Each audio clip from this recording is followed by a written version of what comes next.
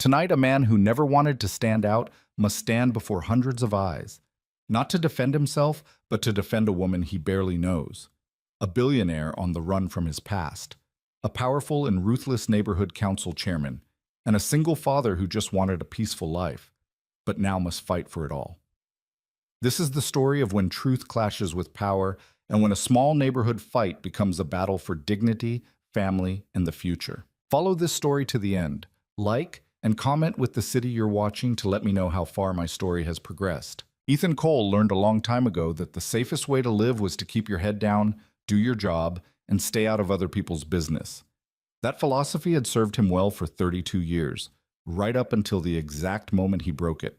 The October evening had started innocuously enough.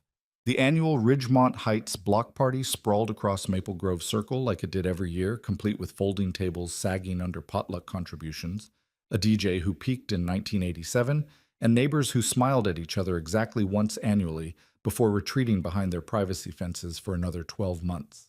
Ethan had only come because his daughter Maya had begged him, her 7-year-old logic insisting that missing the block party would somehow result in social catastrophe. "Dad, everyone will be there," she'd said that morning, bouncing on his bed at an hour that shouldn't exist on a Saturday. Everyone. Even Mr. Patterson, and he never leaves his house except to yell at kids on bikes. Ethan had mumbled something non-committal into his pillow, but Maya was relentless.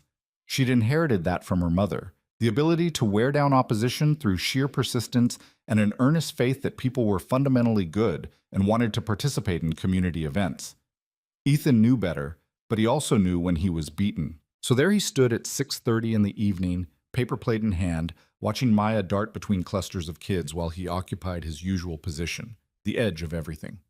He'd mastered the art of attending without participating, of being present without being noticed. It was a survival skill he'd developed over the past 3 years, since Maya's mother had decided that suburban motherhood wasn't compatible with her need for self-actualization and had relocated to Portland to find herself. Ethan had stayed. Someone had to. He took a bite of something that was allegedly potato salad, but tasted primarily of mayonnaise and regret. Across the circle, he could see the usual suspects occupying their usual territories. The Hendersons had claimed the beverage table, where Jennifer Henderson held court with a wine spritzer and running commentary on everyone's life choices. The Patels had brought enough samosas to feed a small army and were cheerfully ignoring the fact that Carol Winters kept asking if they were the spicy kind, with the tone of someone discussing biochemical weapons. And there, positioned at the unofficial head of the gathering like a mayor at a ribbon cutting, stood Richard Vance. Richard was president of the Ridgemont Heights Homeowners Association, a position he'd held for 6 years and wielded like a scepter. He was 53, silver-haired in that way that looked distinguished rather than old, and he smiled constantly, the kind of smile that never quite reached his eyes. He wore a polo shirt with the HOA logo embroidered on the chest, khakis with a knife-edge crease, and deck shoes that had never seen a deck. Ethan didn't like Richard. More accurately, Ethan didn't trust Richard, which was a different thing entirely.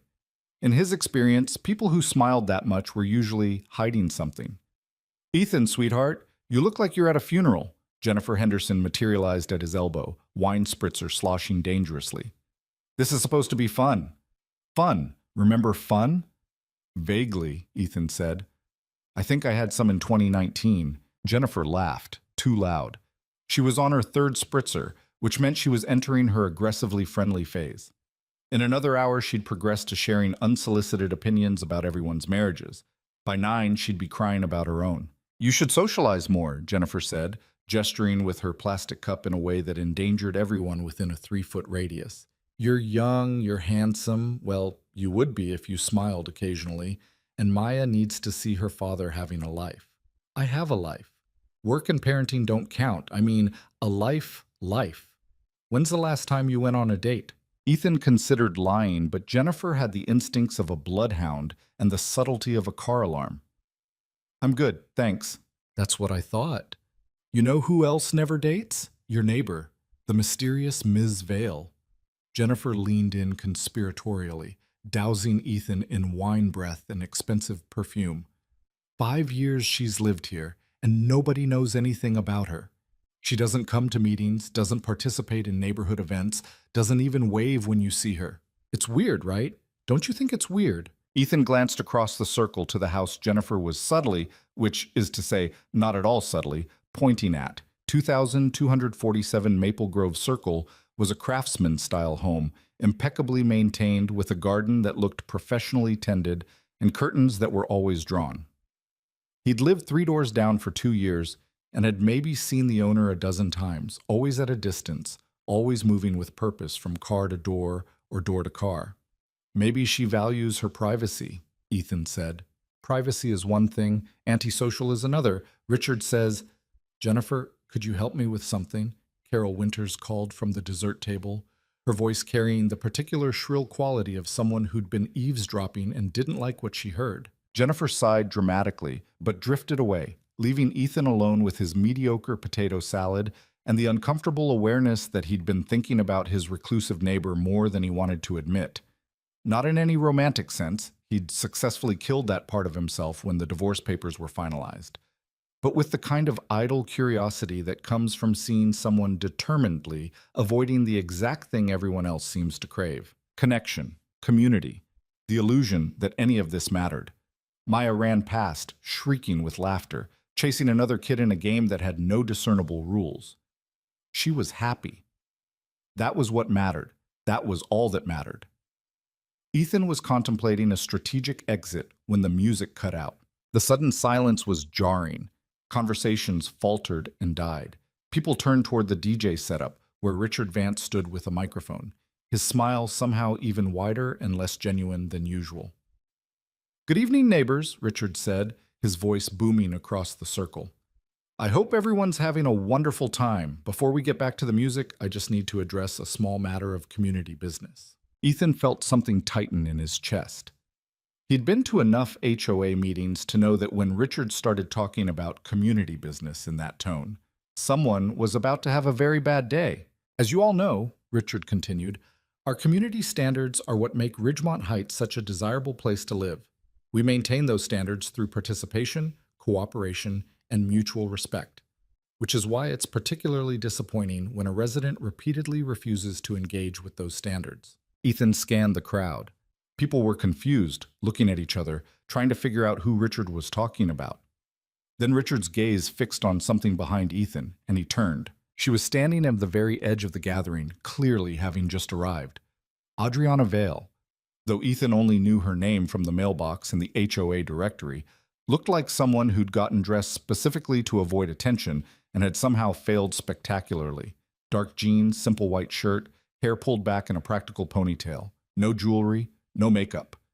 And yet there was something about the way she held herself, a kind of self-possession that made her stand out like a spotlight. She'd frozen mid-step, one hand still on the wrought iron gate that led to the common area. Her expression was carefully neutral, but Ethan could see the tension in her shoulders, the way her weight had shifted slightly backward, as if she were calculating whether she could retreat without it being obvious. "Ms. Vale," Richard said, his voice dripping with false warmth. "How good of you to finally join us. We were just discussing community participation." The crowd had gone completely silent. Ethan could feel the collective attention swivel toward Adriana like a predator noticing prey. Adriana's jaw tightened, but her voice when she spoke was level. "I wasn't aware my presence was required." "Oh, it's not required," Richard said. "But it would be nice, wouldn't it? To know that everyone in our community is invested in maintaining our standards. Speaking of which, I've been meaning to discuss several violations that have been documented regarding your property." Ethan saw it then, the flash of something in Richard's eyes, not anger, something colder, more calculated. This wasn't about HOA violations, this was about power. "I've received no notification of any violations," Adriana said. "Haven't you? That's strange. I have documentation showing that multiple notices were sent to your address regarding landscaping non-compliance, architectural modifications made without approval, and noise complaints." Richard pulled out a folder from seemingly nowhere, holding it up like evidence at a trial. "All unanswered." "I haven't made any modifications, Then perhaps we should schedule an inspection to verify that, along with addressing the ongoing concern about your property's impact on neighborhood drainage. Several residents have reported water problems that appear to originate from your lot." It was masterful, really. Each accusation was vague enough to be difficult to disprove, but specific enough to sound legitimate. And by doing it publicly, Richard had turned it into a spectacle, with Adriana as the villain and himself as the guardian of community standards. Ethan watched Adriana's face. She wasn't backing down, but she also wasn't engaging, which seemed to frustrate Richard. He wanted a reaction. He wanted her defensive or apologetic or angry, anything that would justify his aggression.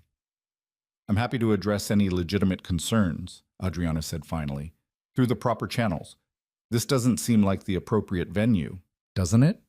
I think the community has a right to know when one of our neighbors is flagrantly disregarding the rules that the rest of us work hard to follow." Something inside Ethan snapped. He didn't plan it, didn't think about it, just moved. He stepped forward, positioning himself between Richard and Adriana. Not dramatically, just enough to shift the dynamic. "Richard, you want to talk about drainage issues? I can help with that." Richard's smile didn't waver, but his eyes went sharp. "Ethan, this doesn't concern you." "Actually, it does. I'm a structural engineer, drainage, grading, water management. That's literally what I do. If there's a problem, I can assess it, give you an actual technical evaluation instead of speculation." The crowd had gone electric with tension. People were leaning in, trying to hear every word. Maya was somewhere in the periphery, probably confused about why her dad was suddenly the center of attention. "We have professionals for that," Richard said. "Great. Then you won't mind if I take a look too. Independent verification, protect everyone's interests." Ethan kept his voice calm, reasonable. He wasn't picking a fight. He was just offering facts, which happened to completely undermine Richard's performance. Richard's mask slipped for just a second, a flash of genuine anger before the smile snapped back into place. "That's very generous of you, Ethan, though I have to wonder why you're so invested in defending someone you barely know." And there it was. The implication. The suggestion of impropriety.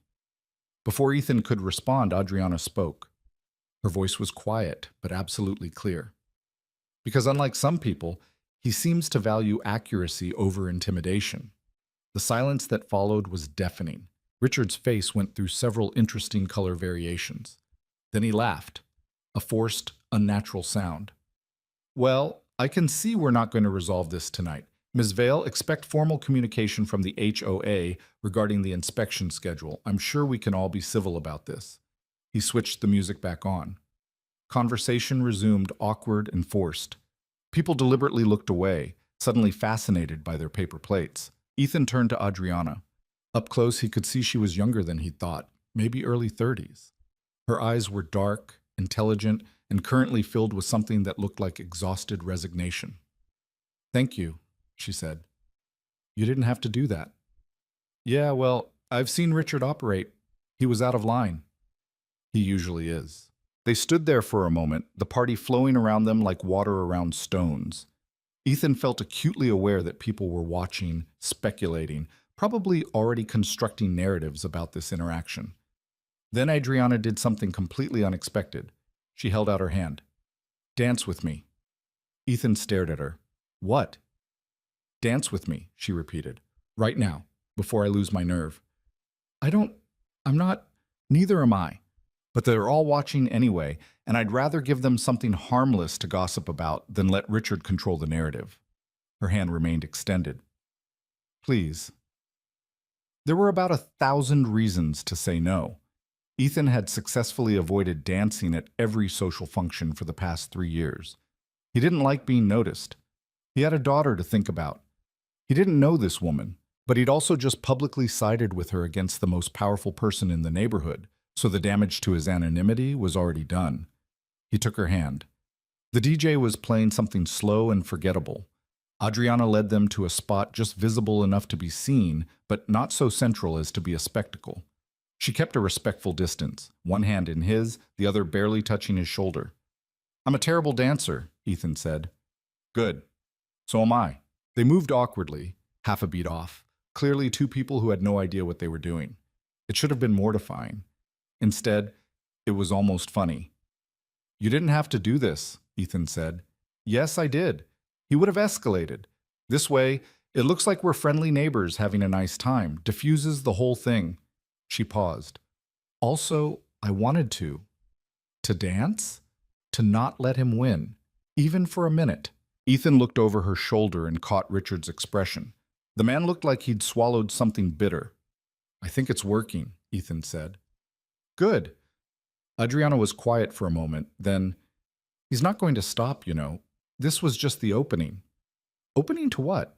Whatever he's planning, Richard doesn't do anything without an end game. He's been circling for months, looking for an angle. She met Ethan's eyes. You should know that before you get pulled deeper into this. I'm not a damsel in distress. I'm a problem he wants to solve, and anyone who helps me becomes a problem too. What did you do to piss him off? Existed. Didn't bow. Take your pick. She smiled, but it didn't reach her eyes. I should probably tell you the truth about who I am. You don't owe me anything. Maybe not. But you just put yourself in Richard's crosshairs for me. That earns you at least an explanation. The song ended. They separated, but Adriana didn't walk away. Instead, she nodded toward the edge of the gathering, away from the clusters of neighbors. Walk with me? Ethan glanced around, spotted Maya still playing with her friends, then nodded.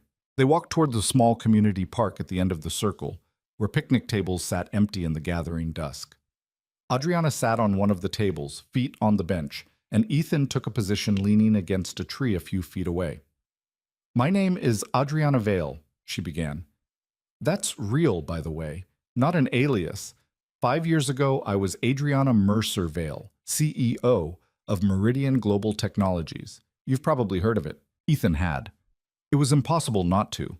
Meridian Global was one of those companies that seemed to have its fingers in everything: software, hardware, AI development, cloud infrastructure.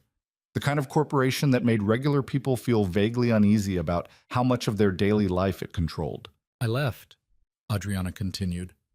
Walked away from all of it. The company, the money, the visibility. Well, most of the money. I kept enough to live on, which is more than most people have, so I'm not looking for sympathy. But I divested everything else, put it in a trust managed by people who know what they're doing, and came here to be nobody. Why? She laughed, but it was a sad sound. That's a longer conversation. Short version, I built something that consumed my entire life, then looked around one day and realized I had no life outside of it. No friends, no relationships, no idea who I was without the company, so I left to figure it out. And Richard found out. About 6 months ago, yeah, I don't know how. I've been careful. No social media, no public appearances, no connection to my old life. But somehow he figured it out, and ever since then he's been... She trailed off, searching for the right word. Circling, Ethan supplied. Yes. At first it was subtle, friendly overtures, invitations to dinner, questions about my background. When I didn't engage, he got more aggressive: HOA violations, noise complaints, demands for inspections. Nothing I couldn't handle individually, but collectively it's becoming a problem. Why would he care? What does he get out of harassing you? Adriana looked at him for a long moment, as if deciding how much to say. I think he wants something from me. Access, leverage, some kind of advantage. Richard's the kind of person who believes everyone has a price or a weakness, and he can't figure out mine. That bothers him, so he's trying to create one. Ethan thought about that. It tracked with everything he knew about Richard Vance. The man collected power like some people collected stamps, hoarding it for reasons that seem more about the having than the using. What are you going to do? Ethan asked. What I've been doing. Keep my head down. Wait for him to get bored or distracted. She looked at him. What are you going to do? I said I'd look at the drainage situation. I meant it. Why? You don't know me. This isn't your problem. Ethan considered that. He didn't have a good answer, at least not one that made rational sense. Maybe it was because he'd spent 3 years carefully avoiding conflict and something in him was tired of it. Maybe it was because Richard had been a low-grade irritant since Ethan moved in, and this felt like a chance to push back. Or maybe it was because he'd looked at Adriana standing there alone against a crowd and recognized something of himself. Call it professional curiosity, he said finally. If Richard's making accusations about structural issues and drainage, there should be evidence. If there's not, that's useful information. And if he retaliates, then I'll deal with it. Adriana studied him with an intensity that was slightly unnerving. You're not what I expected. What did you expect? Someone who cared more about what the neighbors think. I have a kid. I care what she thinks. Everyone else is background noise. That made Adriana smile, a real one this time. I like that philosophy. They sat in comfortable silence for a minute, watching the party wind down in the distance. Lights were coming on in houses around the circle. Parents were starting to collect children. Jennifer Henderson was now in her crying phase, being consoled by Carol Winters while her husband studiously examined his phone. I should get back, Ethan said. Maya's probably wondering where I went. Of course! Adriana stood, brushed off her jeans. Thank you. For earlier. And for this. Don't thank me yet. I haven't actually done anything. You stood up. That's more than most people do. They walked back together, separating as they reached the main gathering. Ethan found Maya immediately. She had a sixth sense for when he was trying to leave and materialized at his elbow with perfect timing. Dad, can we stay for the fireworks? There are no fireworks. But there should be. This party is boring. Ethan ruffled her hair. Come on, kid. Time to go home. Did you have fun at least? He thought about that. About Richard's public ambush. About dancing badly with a stranger. About the conversation that had just shifted the trajectory of his carefully controlled life in ways he couldn't quite predict yet. Yeah, he said. I think I did. Maya beamed at him like he'd just admitted to believing in magic. See? I told you block parties were good. They walked home together, Maya chattering about her evening while Ethan made appropriate listening noises. But his mind was elsewhere, replaying the confrontation, analyzing Richard's tactics, thinking about what Adriana had said. This was just the opening. 3 days later, Ethan was proven right. He came home from work to find an official-looking envelope taped to his door. Inside was a letter from the Ridgemont Heights HOA, signed by Richard Vance in his capacity as president. Dear Mr. Cole, it has come to our attention that you have offered to conduct an unofficial inspection of the property at 2247 Maple Grove Circle. While we appreciate community involvement, please be advised that all inspections must be conducted by HOA-approved contractors to ensure objectivity and compliance with our standards. Additionally, we have received complaints regarding noise levels emanating from your property, specifically related to construction activity occurring outside of approved hours. Please review the attached community guidelines and ensure all future maintenance is conducted in accordance with HOA regulations. We value you as a member of our community and trust you will work with us to maintain the high standards that make Ridgemont Heights a desirable place to live. Sincerely, Richard Vance, President, Ridgemont Heights HOA. Ethan read it twice. The noise complaint was bullshit. He hadn't done any construction, and the only maintenance he'd performed recently was changing a light bulb. This was retaliation, pure and simple. A warning shot. He should have felt angry. Instead, he felt something else. Something that had been dormant for a long time. Clarity. Richard had made a mistake. He'd assumed Ethan was like everyone else in the neighborhood, willing to back down when pressured, unwilling to rock the boat, more interested in being left alone than standing his ground. He was half right. Ethan did want to be left alone, but he'd learned a long time ago, in the wreckage of his marriage and the aftermath of his divorce, that sometimes the only way to protect the life you'd built was to fight for it. He pulled out his phone and texted Adriana. He'd gotten her number after the block party, ostensibly to coordinate the inspection. Now he used it. Still want that drainage assessment? I'm free this weekend. Her response came within a minute. Yes, but you should know what you're getting into. I do. No, you don't. But thank you anyway. That Saturday, Ethan knocked on the door of 2247 Maple Grove Circle at 9 in the morning, carrying his professional equipment and a determination to understand exactly what Richard Vance was playing at. Adriana answered almost immediately, as if she'd been waiting. Up close, in the bright morning light, she looked tired. Not physically. Her appearance was as carefully put together as before, but there was something exhausted in her eyes. Come in, she said. The house was beautiful. Hardwood floors, clean lines, expensive but understated furniture. It felt less like someone lived there and more like a very high-end hotel suite. Impersonal, controlled. You want coffee before we start? Adriana asked. I'm good. Let's take a look at what we're dealing with. They spent the next 4 hours going over every inch of her property. Ethan checked the grading, examined the drainage system, inspected the foundation, reviewed the landscaping. He took measurements, photos, notes. He was thorough to the point of obsession because he knew whatever he found would be scrutinized, and he needed his conclusions to be bulletproof. Adriana watched for the first hour, then seemed to relax when she realized he actually knew what he was doing.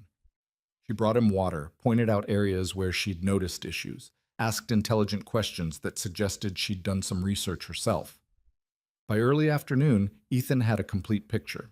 "Your drainage is perfect," he told her, reviewing his notes on her kitchen table. "Better than perfect, actually. Whoever designed your landscaping knew what they were doing.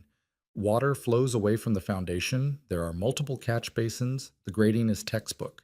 If anything, your lot is improving the neighborhood drainage, not causing problems." Adriana leaned back in her chair. "So the complaints are fabricated?" "Completely. I'll stake my professional reputation on it." He paused. "There's more. I checked the county records before I came over. There haven't been any drainage complaints filed about this address. Not from neighbors, not from the city, nowhere. Which means Richard either made them up entirely or the several residents he mentioned don't actually exist. Can you prove that? I can document the hell out of it. Photos, technical analysis, county records, the works. If this goes to any kind of official proceeding, you'll win. Easily." He expected her to look relieved. Instead, she looked worried. "What?" Ethan asked. "Winning isn't always winning. Not with people like Richard." She stood, walked to the window, looked out at the perfect suburban street. "I've dealt with people like him my whole career. They don't care about being right. They care about control. You just gave me ammunition, which is good, but it also means Richard has to escalate to maintain his position. Let him escalate. We have facts. Facts don't matter when someone has power and no accountability." She turned back to him. "I'm not trying to be defeatist. I'm trying to make sure you understand what you're walking into. This is going to get worse before it gets better." Ethan thought about the letter on his door, the fabricated noise complaint, the thinly veiled threat. "I know," he said. Over the next 2 weeks, he learned just how right Adriana had been. The harassment started small. More HOA letters, each one documenting increasingly absurd violations. Ethan's trash bins were 6 inches too far from the curb. His lawn was a 1/4 inch below the minimum acceptable height. A package had been left on his porch for 4 hours, creating an aesthetic disruption. He ignored them at first. Then he started documenting everything. Photos, timestamps, copies of the regulations being cited. He was a meticulous person by nature, and Richard's campaign gave him something to focus his attention on besides the low-grade loneliness that had become his baseline. But the letters were just the warm-up. 2 weeks after his inspection of Adriana's property, Ethan came home to find a notice from the city on his door. An anonymous complaint had been filed regarding unpermitted structural modifications to his home. An inspector would be visiting within 10 business days to investigate. That one actually worried him, not because he'd done anything wrong, he hadn't made any modifications, but because city inspections could be thorough, time-consuming, and expensive if they decided to go down rabbit holes. He texted Adriana. "City inspection. Anonymous complaint about unpermitted work. You? Got the same notice yesterday? Coincidence? No such thing." He called the city the next morning, trying to get more information about the complaint. The clerk was sympathetic, but unhelpful. Anonymous complaints were taken seriously. The inspection would proceed as scheduled. He could be present if he wanted, which was strongly recommended. Ethan took the day off work. The inspector was a middle-aged woman named Gloria who looked like she'd seen every type of homeowner bullshit and was immune to all of it. She spent 3 hours going through his house with a clipboard, checking permits, examining walls, testing outlets. "You know why you're really here," Ethan said finally, watching her inspect his bathroom for the 3rd time. Gloria looked at him over her reading glasses. "I know someone filed a complaint, that's all I know. The complaint is bogus, I haven't modified anything. This is HOA retaliation. That's between you and your HOA. I'm just here to verify compliance with building codes." She finished her inspection around 2 in the afternoon. Everything was fine, no violations, no unpermitted work. She filled out her report, had Ethan sign it, and left. It should have been a relief. Instead, it felt like confirmation of exactly what kind of fight this was going to be. He went to Adriana's house that evening without calling first. She answered the door in workout clothes, hair damp, clearly having just finished some kind of exercise. "Inspection go okay?" she asked. "Clean? You?" Same. Which means Richard wasted city resources on a vendetta and accomplished nothing except pissing both of us off. She stepped aside. Come in. I was about to open wine. Her kitchen was immaculate, all clean surfaces and carefully organized spaces. She poured 2 glasses of red without asking if he wanted any, handed him one, and leaned against the counter. We need to talk about Endgame, she said. What do you mean? I mean, Richard is escalating and we're responding, but we're not playing offense. We're just defending. That doesn't win wars. She took a sip of wine. I know how this plays out. He keeps pushing until we make a mistake or get tired or something in our lives creates a vulnerability he can exploit. Then he crushes us. That's his pattern. You've researched him. Of course I have. After he started targeting me, I did what I do best. I gathered information. Richard has been HOA president for 6 years. In that time, at least 8 families have moved out of Ridgemont Heights following disputes with the HOA. 3 of those families ended up in protracted legal battles. All 3 lost. Ethan felt something cold settle in his stomach. Why do they lose? Because Richard has the HOA bylaws memorized, a lawyer on retainer, and absolutely no compunction about burying people in paperwork and legal fees until they give up. He doesn't win because he's right. He wins because he has more resources and more willingness to make people's lives miserable. You have resources. I do. But I can't use them without revealing who I am. And the moment I do that, this stops being about HOA violations and becomes about a billionaire trying to throw her weight around. The optics are terrible, and Richard will absolutely weaponize them. She set down her wine glass. I need to be strategic, which means I need to figure out what he actually wants. You said he wants leverage. I think so. But leverage to what end? That's the part I can't figure out. It's not money. He makes decent money from his actual job, and the HOA president position is unpaid. It's not power in a traditional sense. Ridgemont Heights HOA president isn't exactly a stepping stone to political office. So what is it? Ethan thought about Richard, about the way he smiled, about the careful performance of every interaction. Control, Ethan said. He gets off on it. Having power over people, making them jump through hoops. It's not about achieving anything specific. It's about the feeling of being able to make things happen. Adriana considered that.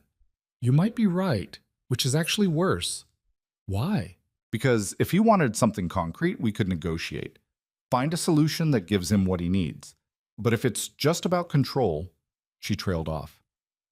Then the only way to stop him is to remove his ability to exercise that control, which means going after the source of his power. The HOA presidency. Right, but there's a problem. Elections are annual, and he's won every single one since he took office, usually unopposed. Why? Because it's a thankless job that takes time and energy, and nobody wants to do it. Richard wants to do it. That makes him the default choice. She picked up her wine again. We could run someone against him, but we'd need support from other homeowners, and right now everyone's too scared of him to stick their necks out. They fell into silence, both thinking through scenarios. Outside, the sun was setting, painting the kitchen in long shadows. There's another option, Ethan said slowly. We don't go after him directly, we make him irrelevant. How? By fixing the actual problems in the neighborhood ourselves. If people see that things can get done without Richard orchestrating everything, it undermines his position, makes him less essential. Adriana looked at him thoughtfully. That's actually not a terrible idea. Guerrilla community service.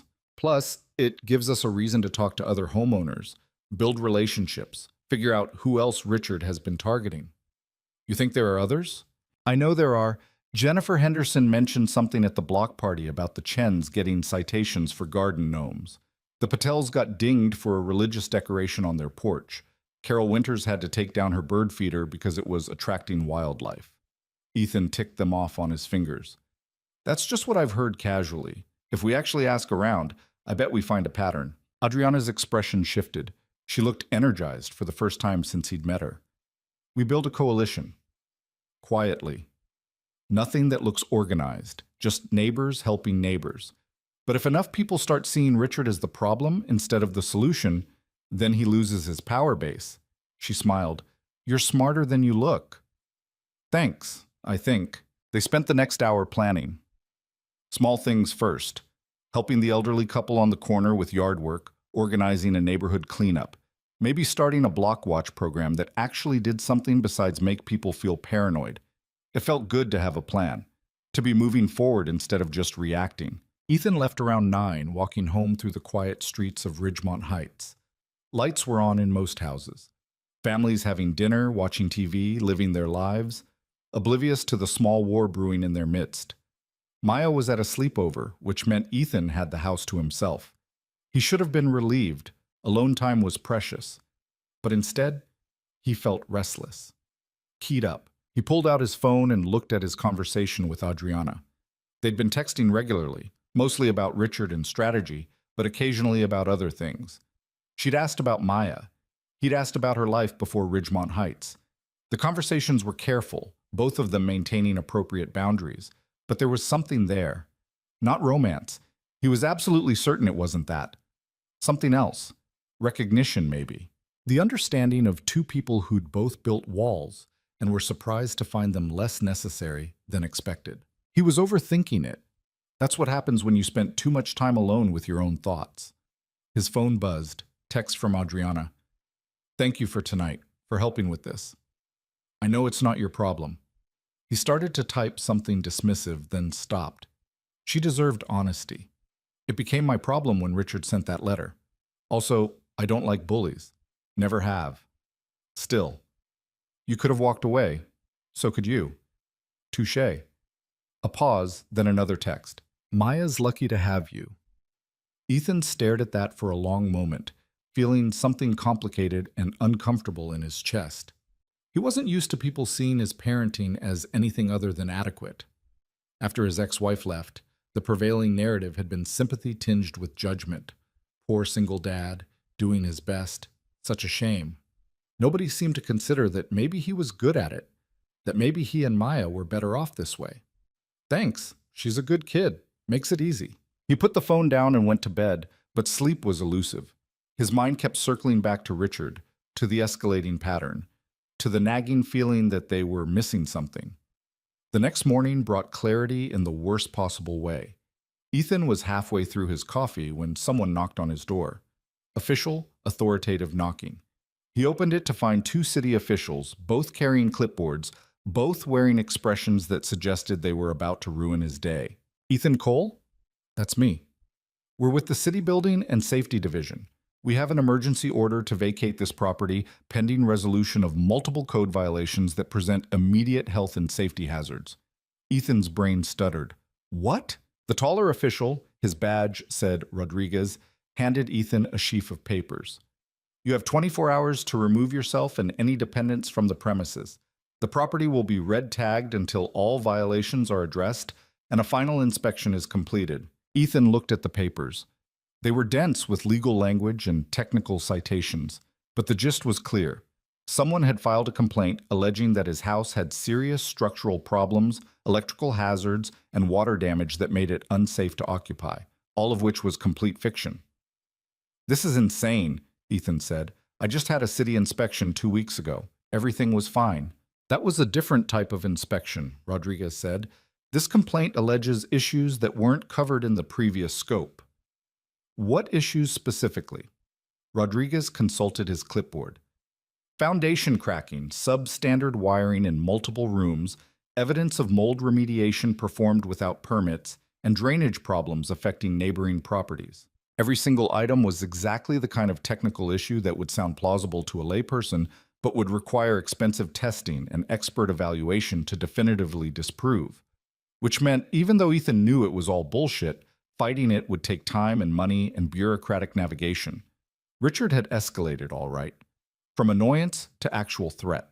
I'm a structural engineer, Ethan said, keeping his voice level through sheer force of will.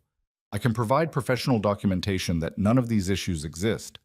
That's great. You can submit that documentation as part of your appeal, but until the investigation is complete, the vacate order stands.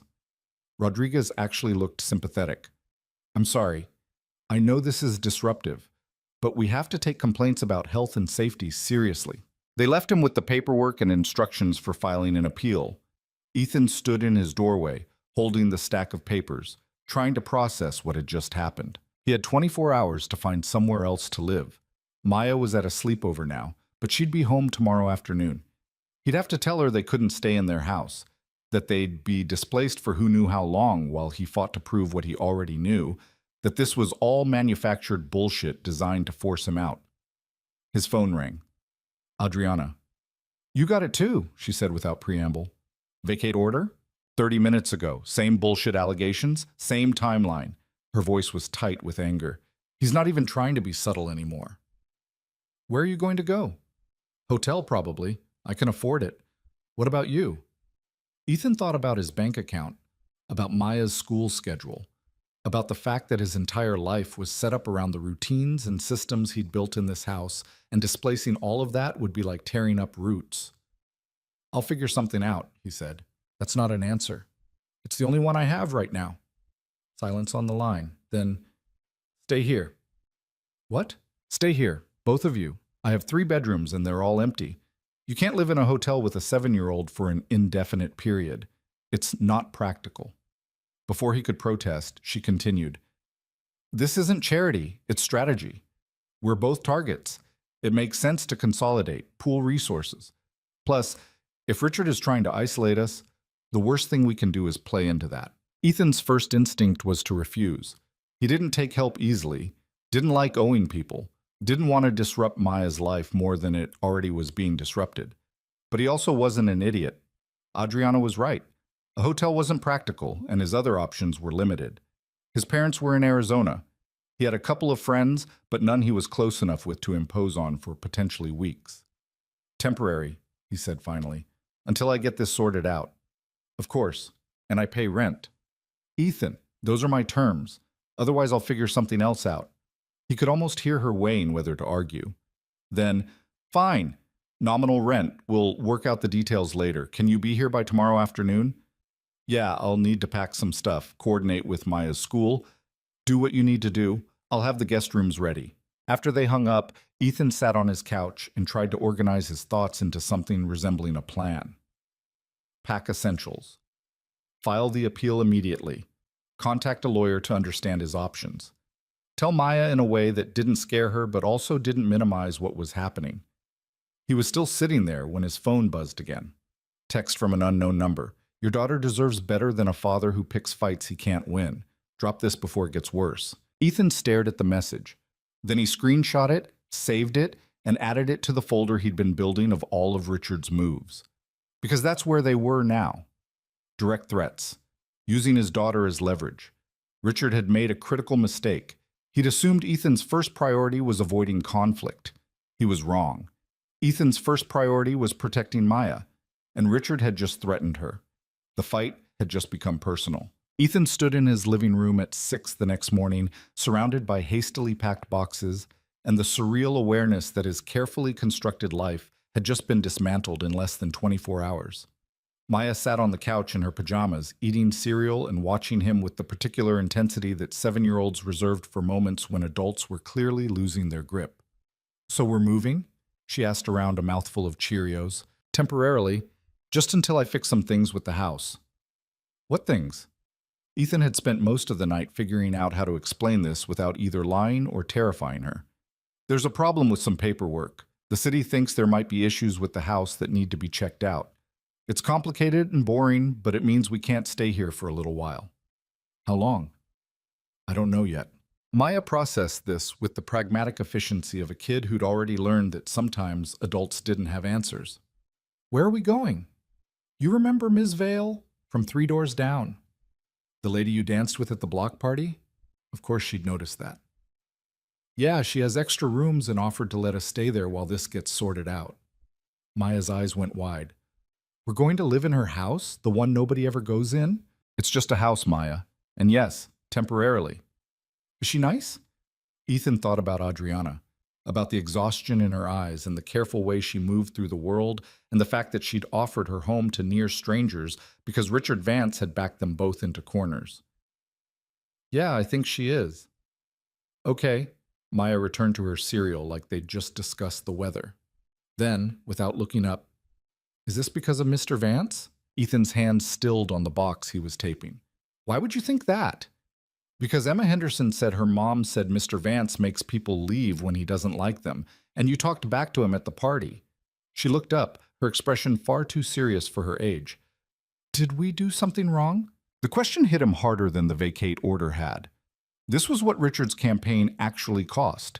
Not just displacement and inconvenience, but the casual destruction of a child's sense that the world operated on fair principles. He sat down next to Maya, took the cereal bowl gently from her hands, and met her eyes. No, we didn't do anything wrong. Mr. Vance is acting like a bully, and sometimes bullies have power they shouldn't have. But that doesn't make them right. So what are you going to do? I'm going to prove he's wrong, and I'm going to make sure he can't do this to anyone else. Maya considered that. Then she picked up her cereal bowl and said, Good. I don't like him. He smiles weird. Despite everything, Ethan laughed. Yeah, he really does. They finished packing by noon. Ethan had filed his appeal with the city first thing that morning, attached his engineering credentials and preliminary documentation, and requested an expedited review. He'd also called a lawyer, someone he'd worked with on previous construction projects, who specialized in municipal law. The consultation had been expensive and not particularly encouraging. The appeals process could take weeks, maybe months if Richard found ways to complicate it. At 1:30, Ethan loaded the last box into his car while Maya sat in the passenger seat, clutching her favorite stuffed animal and looking smaller than usual. He took one last look at his house, their house, with its stupid red tag on the door declaring it uninhabitable, and felt something crystallize in his chest. Richard had miscalculated. He'd thought the vacate order would break Ethan's will to fight. Instead, it had eliminated any remaining hesitation about exactly how far Ethan was willing to go. Adriana was waiting on her porch when they pulled up. She'd changed since he'd last seen her, jeans and a simple sweater, hair loose around her shoulders. She looked younger this way, less defended. Hi, she said, coming down the steps. You must be Maya. Maya, who'd been shy in the car, rallied her manners. Hi, Ms. Vale. Thank you for letting us stay in your house. You're welcome, and you can call me Adriana if you want. She glanced at Ethan. Let me help with the boxes.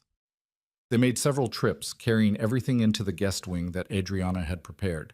2 bedrooms connected by a shared bathroom, both furnished with the same impersonal hotel aesthetic as the rest of the house. Clean, comfortable, devoid of personality. Maya claimed the smaller room immediately, pronouncing it perfect, with the authority of someone who'd just been given exactly what she wanted. Ethan took the larger one, already calculating how to make this work with his job and Maya's school schedule and the general logistics of living in someone else's space. I cleared out drawers in both rooms, Adriana said, standing in the hallway between them. Bathroom's stocked. Kitchen is open access. Help yourself to whatever. I'm not much of a cook, so I usually order in, but there's basics if you need them. We'll stay out of your way, Ethan said. You don't have to. This is your home too, for now. She looked uncomfortable saying it, like the words didn't quite fit her mouth. I mean that. I know this is weird, but we're in it together, so we might as well make it work. Maya appeared in her doorway, already having unpacked her stuffed animals onto the bed. Do you have any games? Adriana blinked. Games? Like board games, or cards. Dad's terrible at cards, but he tries really hard. I am not terrible, Ethan protested. You lost to me 5 times in a row last week. You cheat. I'm strategic. Adriana smiled, and it transformed her face entirely. I might have some things in the closet. Want to look? She led Maya off on an exploration while Ethan finished unpacking, listening to their voices drift back from the other part of the house. Maya asking questions in her relentless way, Adriana answering with careful politeness that gradually warmed into something approaching ease. By the time he emerged, they'd set up an elaborate game of Sorry on the dining room table and were deep into competitive play.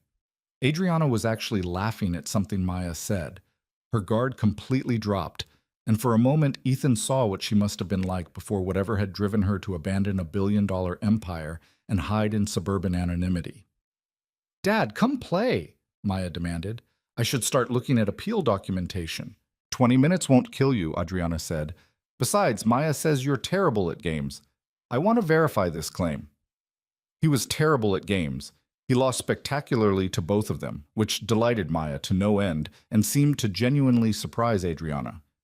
You're not even trying. Adriana accused after his third consecutive failure to make a strategic move. I'm terrible at multitasking, can only think about one thing at a time. What are you thinking about now? How to dismantle Richard Vance's entire operation without it taking 6 months. The lightness drained from the room. Maya, sensing the shift, started cleaning up the game pieces without being asked. Adriana watched her for a moment, then looked at Ethan. After dinner, she said quietly, we'll talk strategy. Dinner was takeout Thai food eaten at the kitchen island, while Maya narrated her entire day in the exhaustive detail only children could muster. She'd decided she liked Adriana, which she announced with characteristic bluntness. You're not what I expected, Maya said. What did you expect? Adriana asked. Someone scary? Emma Henderson said you never talk to anyone and her mom thinks you're probably in witness protection. Ethan nearly choked on his pad thai. Maya. It's fine, Adriana said, though she looked like she was trying not to laugh. I'm not in witness protection, just private. Why? Because I used to have a job where everyone wanted something from me all the time. It was exhausting, so now I live quietly and people mostly leave me alone. Except Mr. Vance. Except him, yeah. Maya nodded sagely, like this confirmed everything she'd suspected about the world. Dad says he's a bully. Your dad's right. Are you going to stop him? Adriana met Maya's eyes with surprising directness. We're going to try. After Maya went to bed, Ethan and Adriana reconvened in her living room with laptops, legal documents, and the growing file of Richard's harassment campaign spread across the coffee table. I talked to my lawyer today, Ethan said. The appeal process is going to take time. Minimum 3 weeks, possibly longer if Richard files counter-documentation. He will, I know. Which means we need a parallel strategy, something that puts pressure on him while the official channels grind forward. Adriana pulled up a document on her laptop. I've been researching HOA law. There's an interesting provision in our bylaws about emergency board meetings. If 20% of homeowners request one, the board has to convene within 7 days. Okay, how does that help us? Oh, because emergency meetings can address issues of board misconduct. If we can get enough homeowners to request a meeting specifically to review Richard's recent actions, we force everything into the open, make him defend his decisions in front of the community. Ethan thought about that. We'd need 14 homeowners to sign on. That's a lot of doors to knock on. I know, and most people are scared of Richard. But here's the thing. I don't think we're his only targets. She clicked through to another document. I pulled HOA meeting minutes for the past 3 years. There's a pattern. Someone raises a concern or questions Richard's authority, and within weeks they start getting violation notices. Some of them fight it. Most don't. But every single person who's challenged him has ended up either backing down or leaving the neighborhood. How many people total? 11 families that I can document. Probably more that I can't. Ethan felt something cold and clarifying settle over him. This wasn't just about him and Adriana. This was systematic. A pattern of abuse that had been operating for years while everyone looked away. We need to talk to them, he said. The ones who are still here. Build a case that this isn't isolated incidents, but a coordinated campaign of harassment. It's risky. If Richard finds out we're organizing, he already knows we're organizing. The vacate orders prove that. He's trying to shut us down before we can build momentum. Ethan leaned forward. We can either hide and hope he gets bored, or we can go on offense. Force him to react to us instead of the other way around. Adriana studied him. You're angry. I'm practical. No, you're angry. I can see it. She closed her laptop. That text he sent you about Maya. That changed something. Ethan didn't bother denying it.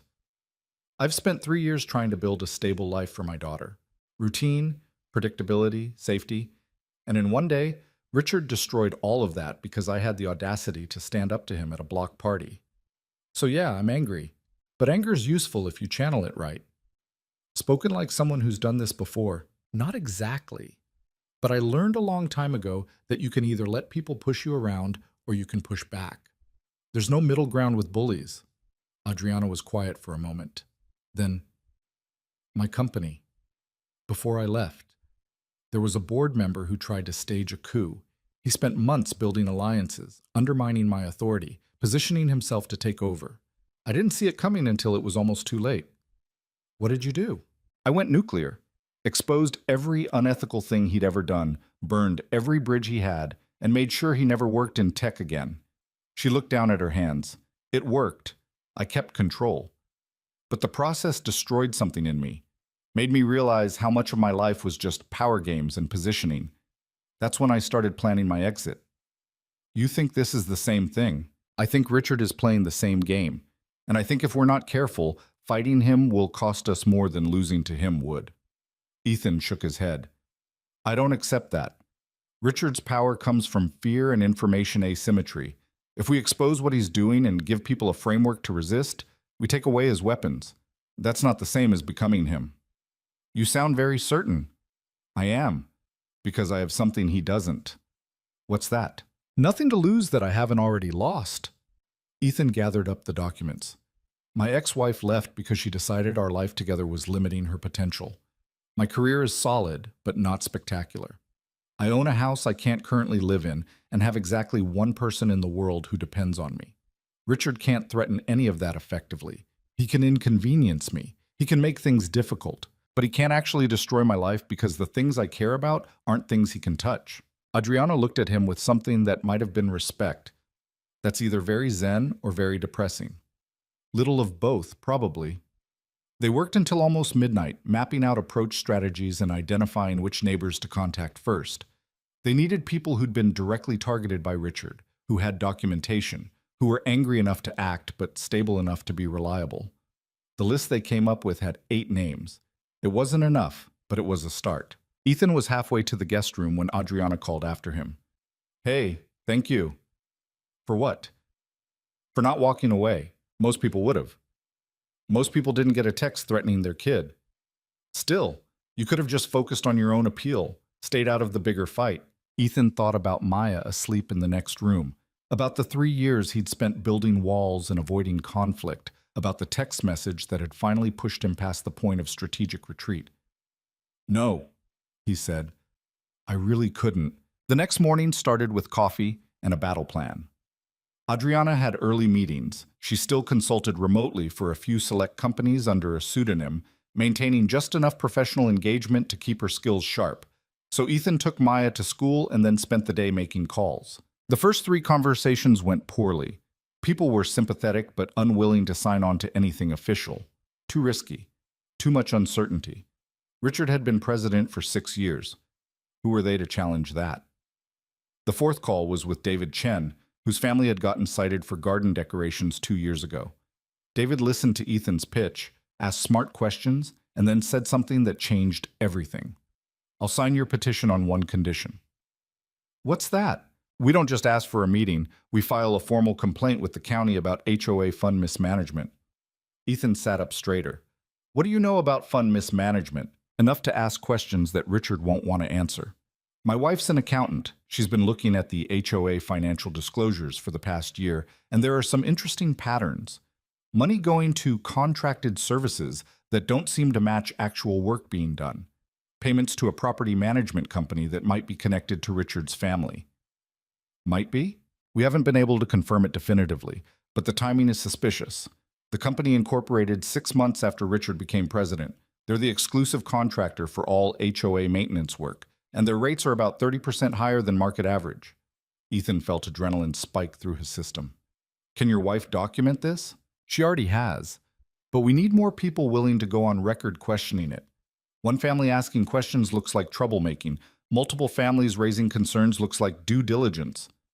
I'll get you those families. Send me everything your wife has found.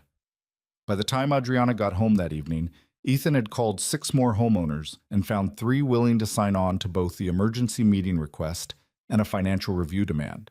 Not enough yet, but momentum was building. David Chen's wife found evidence of financial fraud, Ethan said without preamble when Adriana walked in.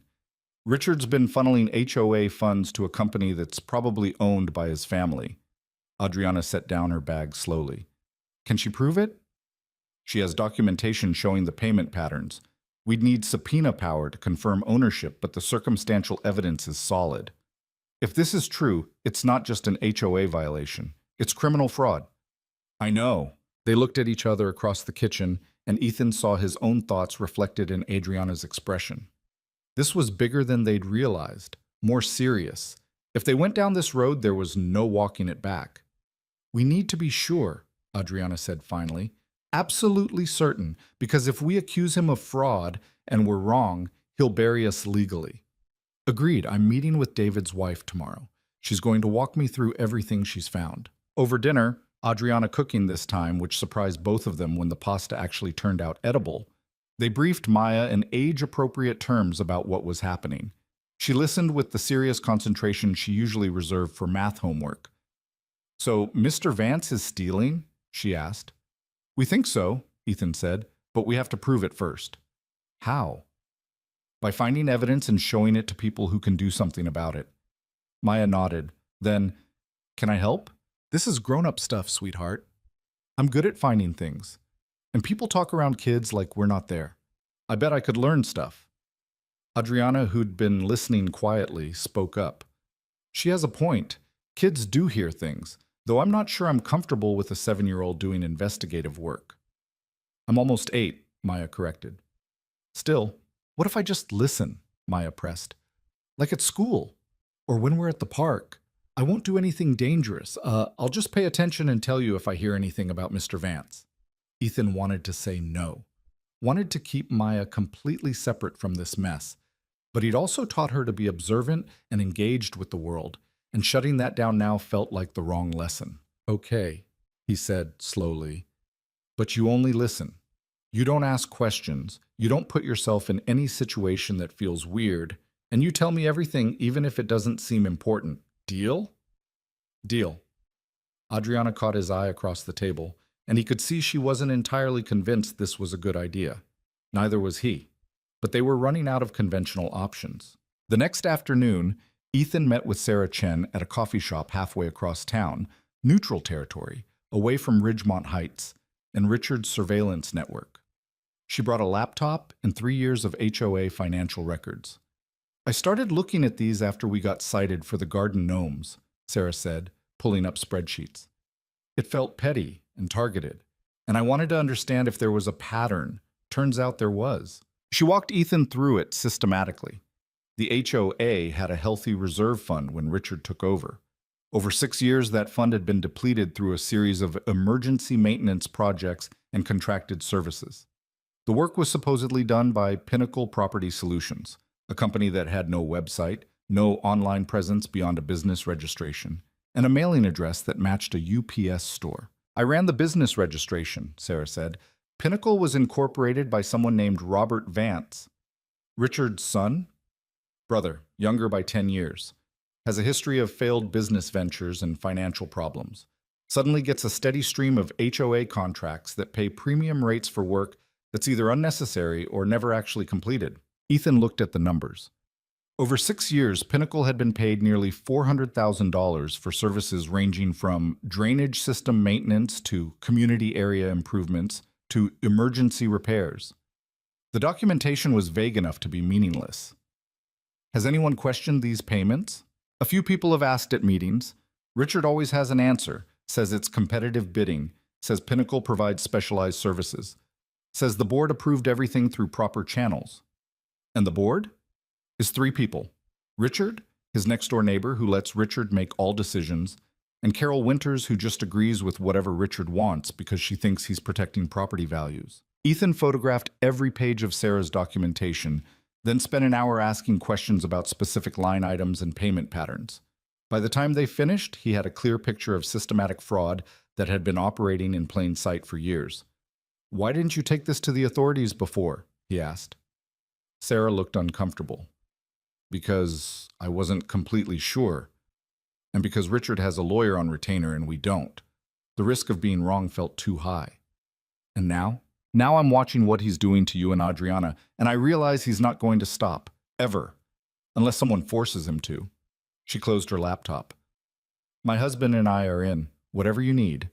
Ethan added the Chens to his growing coalition. 9 families now. 5 more to reach the threshold for an emergency meeting. He spent the next 3 days knocking on doors, making calls, and slowly building the case. Some people slammed doors in his face. Others listened but declined to get involved. A few, the ones who'd been directly targeted and were still angry about it, signed on immediately. By Friday evening, he had 14 signatures. "We can call the meeting," he told Adriana that night. She was curled up on the couch with her laptop, Maya asleep in the guest room down the hall. It had started to feel almost normal, this domestic arrangement, almost comfortable. "Are we ready?" Adriana asked. "No, but we're never going to be completely ready. Richard will find out what we're planning the moment we file the request. He'll have a week to prepare his defense, so we need to use that week to build the strongest possible case." "I've been working on something," Adriana said. She turned her laptop around to show him a detailed presentation. A timeline of Richard's tenure as president, every family that's been targeted, every suspicious financial transaction, every pattern of retaliation against anyone who questions his authority. It was comprehensive, damning, exactly the kind of thing that would be devastating in front of a crowd. "This is good," Ethan said. "Really good. But we need one more thing." "What?" "Someone from inside his operation. Someone who's seen how he works up close and is willing to testify to it." Adriana frowned. "That's a tall order. Who's going to betray Richard publicly?" "I don't know yet, but there has to be someone. Nobody maintains that kind of control without making enemies." The answer came from an unexpected source 2 days later. Ethan was picking Maya up from school when he noticed Carol Winters in the parking lot, sitting in her car, crying. He almost kept walking. Carol had never been friendly to him, and getting involved in someone else's breakdown seemed like a terrible idea. But something about the way she was crying, with the desperate intensity of someone who'd been holding it together too long, made him stop. He knocked on her window. She looked up, startled, and for a moment he thought she'd tell him to leave. Instead, she rolled down the window. "Are you okay?" Ethan asked, immediately realizing what a stupid question it was. "No," Carol said. "I'm really not." "Can I help?" She laughed, bitter and broken. "Unless you can turn back time and stop me from being an idiot, probably not." Maya was waiting by the school entrance, watching with concern. Ethan made a decision that was probably going to complicate everything. "Do you want to get coffee? Talk about it?" Carol stared at him like he'd spoken a foreign language. "Why would you want to do that? I've been terrible to you, to everyone." "Yeah, well, everyone's terrible sometimes. Doesn't mean you deserve to fall apart alone in a school parking lot." She considered that, then nodded.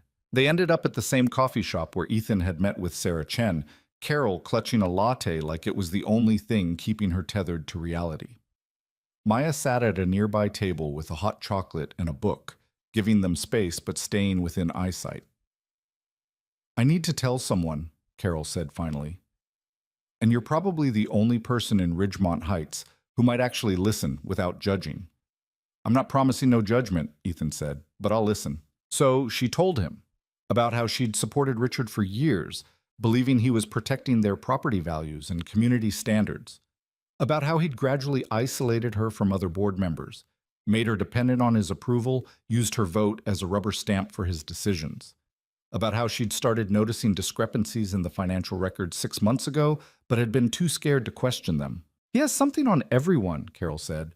"Some piece of information or leverage he can use if you step out of line. With me, it's my daughter. She had some problems in college, legal problems. Richard helped make them go away. And ever since then, he reminds me periodically that he could make them come back if he wanted to." Ethan felt cold settle in his stomach. "That's blackmail." "I know. But what can I do? If I go against him, he destroys my family. What if you weren't alone? What if other people were standing with you?" Carol looked at him sharply. "What are you planning?" So Ethan told her about the emergency meeting request, about the financial documentation, about the coalition of families who were done being intimidated. "We need someone from inside," Ethan said. "Someone who can speak to how Richard operates, how he uses information and fear to maintain control. That testimony would be devastating." "I can't," Carol said immediately. "I can't risk my daughter." "What if there was a way to do it that protected her? What if we had enough evidence that your testimony was just one piece, not the linchpin, but part of a larger case?" Carol was silent for a long time, staring into her latte. When she spoke, her voice was barely audible. "I have recordings." Ethan went very still. "What kind of recordings?" "Board meetings, private conversations, times when Richard said things that contradicted what he told the community. I started recording about a year ago after I realized something was wrong but didn't know what to do about it. She looked up, eyes red. I didn't plan to use them. I just needed proof that I wasn't crazy, that the things he was saying in private were different from his public face. Will you share them? I don't know. I need to think about it. Need to figure out if I can actually go through with this. She stood up, gathering her purse. Give me a few days. I'll let you know. She left before Ethan could push further. Maya appeared at his elbow. Is she going to help? Maya asked. Maybe. I don't know. She seemed really scared. She is scared. Mr. Vance has been making her scared for a long time. Maya thought about that. Then, being brave is hard. Yeah, kid, it really is. That night, Ethan filed the formal request for an emergency HOA meeting, along with the 14 signatures required to mandate it. He sent it by certified mail to Richard's address and copied the other board members for good measure. The response came within 6 hours. Richard called Ethan's cell at 11 p.m. Ethan almost didn't answer, but curiosity won out. You're making a mistake, Richard said without preamble. His voice was level, almost pleasant, which made it somehow more threatening. I don't think I am. An emergency meeting is going to accomplish nothing except embarrassing yourself and everyone who signed that ridiculous petition. I've done nothing wrong. Everything I've done as president has been by the book and for the good of the community. Then you should have no problem defending those actions in front of the community. This isn't about defending anything. This is about you being unable to accept that you violated HOA standards and are now facing consequences. You're trying to turn your personal failures into a referendum on my leadership. It's transparent and it's pathetic. Ethan felt anger spike but kept his voice even. See you at the meeting, Richard. One more thing. That daughter of yours, Maya, right? She's in 2nd grade at Brookside Elementary, Mrs. Patterson's class. Everything in Ethan went cold and sharp. Don't. I'm not threatening anyone, just noting that children learn by example. And the example you're setting right now is that it's acceptable to attack people who are just trying to do their jobs. I'd hate for Maya to grow up thinking that's how functional adults behave. You're done talking about my daughter. I'm just saying that your choices have consequences. For everyone in your life. Think about that before this goes any further. The line went dead. Ethan sat in the dark living room, hands shaking with rage.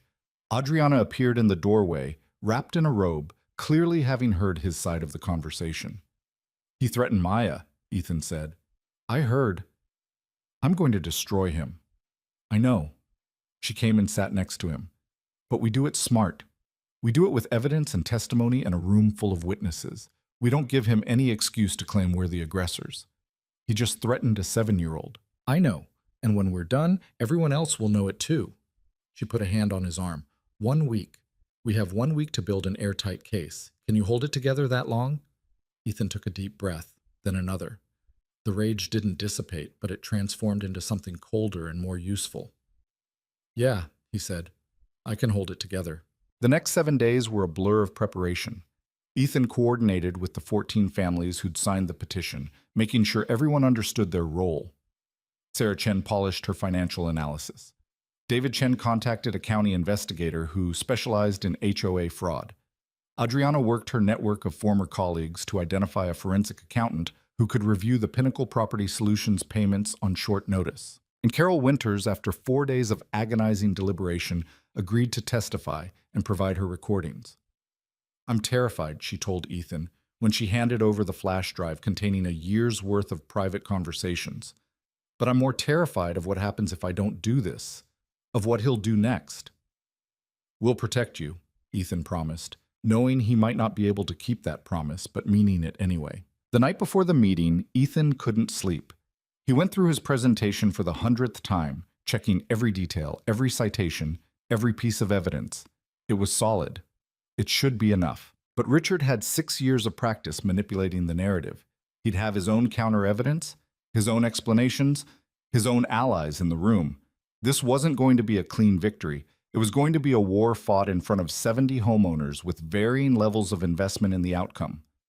Around 2 a.m., he gave up on sleep and went to the kitchen for water. Adriana was already there, laptop open, staring at her own presentation. Can't sleep either? She asked. Nope. We're ready. You know that, right? We've done everything we can. I know, doesn't make it easier. She closed her laptop.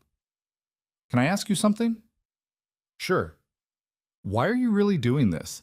And don't say it's about the vacate order or protecting Maya. There's something else. Ethan thought about lying, about deflecting, but they'd been living in close quarters for 2 weeks now, and Adriana had earned honesty. My ex-wife left because she said our life was too small, he said finally. Too suburban, too predictable, too focused on routine instead of excitement.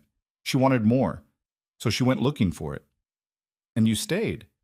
I stayed because Maya needed stability, because someone had to be the parent who showed up every day. But part of me wondered if she was right. If I'd let my world get too small. If I'd stopped fighting for things because fighting was too hard. You don't believe that anymore. I don't know what I believe, but I know that when Richard started pushing, something in me said no. Not this time. Not without a fight. He looked at Adriana. What about you? Why are you really doing this? She was quiet for a long time. Because I spent 15 years building an empire, and somewhere in that process, I forgot how to be a person. I had power and money and success, and I was completely hollow. So I left to figure out who I was without all of that.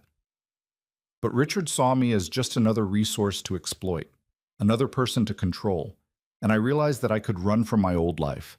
But if I didn't stand up to people like him, I'd just be hollow in a different way. They sat in the comfortable silence of two people who'd found themselves in an unexpected alliance and discovered it meant more than either had anticipated. Tomorrow's going to be brutal, Adriana said. Probably. We might lose. Possibly. But at least we'll know we tried. Ethan raised his water glass. To trying. Adriana clinked her glass against his. To trying. The next evening, the Ridgemont Heights Community Center filled with every homeowner who could make it on short notice. 73 people, according to Ethan's count. The room was set up with chairs facing a small stage where the HOA board usually conducted business. Richard sat at the head table with his two board members, looking calm and confident. Ethan and Adriana sat in the front row with their coalition, Sarah and David Chen. Carol Winters, looking like she might be sick. The other families who'd been targeted over the years, all of them waiting. Richard called the meeting to order with his characteristic smile. Thank you all for coming tonight. I know an emergency meeting is unusual, but some of our neighbors felt it was necessary to address concerns about HOA management. We take all feedback seriously, so let's hear what they have to say. His tone was magnanimous, dismissive, like he was indulging children. Ethan stood up. Thank you, Richard. We'll try to be brief. He walked to the front of the room, connected his laptop to the projector, and began. He started with the personal stories. Families who'd been targeted, violations that made no sense, escalating harassment that forced people from their homes. One by one, neighbors stood and shared their experiences, and a pattern emerged that was impossible to deny. Then Sarah Chen presented the financial analysis. The payments to Pinnacle Property Solutions, the depleted reserve fund, the questionable billing practices. Richard interrupted multiple times, trying to derail the presentation with procedural objections and demands for evidence verification. But Ethan had anticipated this. Every claim was documented. Every number was sourced. Finally, Carol Winters stood up. Her hands were shaking, but her voice was steady. I've been on the board for 4 years, she said, and I've watched Richard manipulate every decision, silence every dissent, and use personal information to blackmail anyone who questions him. I have recordings of private conversations that prove it, and I'm done being complicit. She played 3 clips. Richard discussing how to handle a homeowner who'd questioned a budget decision. Richard explicitly stating that he'd use Carol's daughter's legal problems against her if she didn't vote his way. Richard laughing about the vacate orders against Ethan and Adriana, calling it teaching them a lesson. The room erupted. The sound in the community center was like nothing Ethan had ever heard. 70 people all reacting at once, voices rising in disbelief and anger and vindication. Someone shouted, "I knew it!" while another voice called for Richard's immediate resignation. The board member sitting next to Richard, his neighbor Tom, who'd rubber-stamped everything for 6 years, had gone pale and was staring at the table like it might provide escape. Richard stood up, and the movement was enough to cut through some of the noise. His smile was gone, replaced by something harder and more calculating. This is outrageous, he said, his voice cutting across the chaos. These recordings were made without my consent, which makes them inadmissible. This isn't a court of law, Adriana said, standing up from her seat. Her voice wasn't loud, but it carried. This is a community meeting, and we're allowed to hear evidence of how our HOA president has been operating. Evidence that's been selectively edited and taken out of context. Then explain the context, Ethan said. Explain what context makes it acceptable to blackmail a board member, or to laugh about forcing families out of their homes. Richard's jaw tightened. For the first time since Ethan had known him, the man looked genuinely rattled, but he recovered fast. I've dedicated 6 years to this community, Richard said, addressing the room now instead of Ethan. 6 years of volunteering my time, managing budgets, dealing with complaints, making difficult decisions that nobody else wanted to make. And this is what I get? A witch hunt led by 2 people who moved in yesterday and think they can tear down everything I've built? We're not tearing down anything, Sarah Chen said, standing up. We're asking you to account for $400,000 in payments to a company owned by your brother. That's not a witch hunt. That's basic financial oversight. Pinnacle Property Solutions was hired through proper competitive bidding. There was no competitive bidding, David Chen interrupted. I pulled the meeting minutes. Pinnacle was approved as an emergency contractor during a special session where only you and Tom were present. Carol was out of town. There was no vote. Tom shifted uncomfortably. Richard said it was urgent. Everything's urgent with Richard, someone called from the back. Ethan turned and saw it was Marcus Peterson, one of the families who'd been driven out 3 years ago but had apparently heard about the meeting and come back. That's how he operates.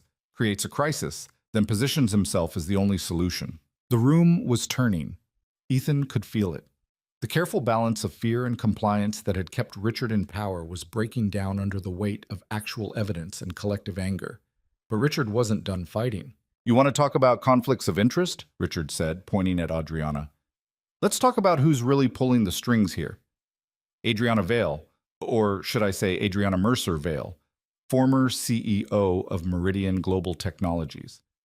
Billionaire who's been living in our community under false pretenses. You think she cares about HOA violations? She's using you all to wage a personal vendetta because I had the audacity to hold her to the same standards as everyone else. The room went quiet. People turned to look at Adriana, and Ethan saw her face go carefully blank. This was the revelation she'd been dreading, the moment her past caught up with her carefully constructed anonymity. That's not... Adriana started, but Richard cut her off. She's a corporate raider who destroyed competitors and manipulated markets for profit.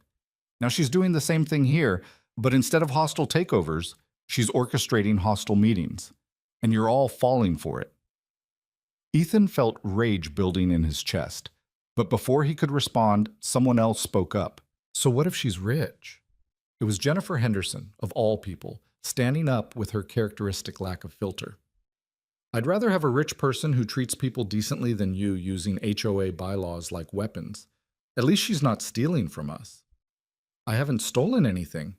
Then where's the drainage system you charged us $40,000 to repair? Jennifer demanded. Because my basement still floods every spring, and I'm pretty sure Pinnacle never actually did the work. Other voices joined in, people who'd paid special assessments for improvements that never materialized, families who'd been cited for violations while Richard's friends got away with worse. 6 years of accumulated grievances spilling out in a cascade that Richard couldn't interrupt or redirect. Ethan caught Adriana's eye. She looked shaken but resolute. He gave her a small nod. Keep going. And she straightened her shoulders. Richard's right about one thing, Adriana said, her voice cutting through the noise again. I am Adriana Mercer Vale.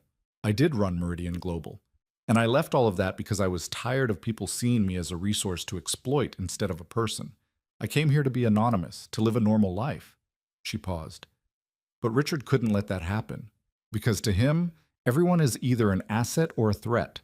And when I wouldn't play his games, I became a threat he needed to eliminate. That's a very nice story, Richard said, very sympathetic. But it doesn't change the fact that you've been lying to this community since you moved in. I didn't lie. I just didn't advertise my background, which is my right. Adriana's voice got harder. What's not your right is using HOA authority to harass people, to fabricate violations, to force families from their homes because they questioned your decisions. I forced nobody. You forced us, Ethan said quietly. The room went silent again, all attention shifting to him. You issued a vacate order based on fabricated complaints about my house. Complaints that your own city inspector found to be completely baseless.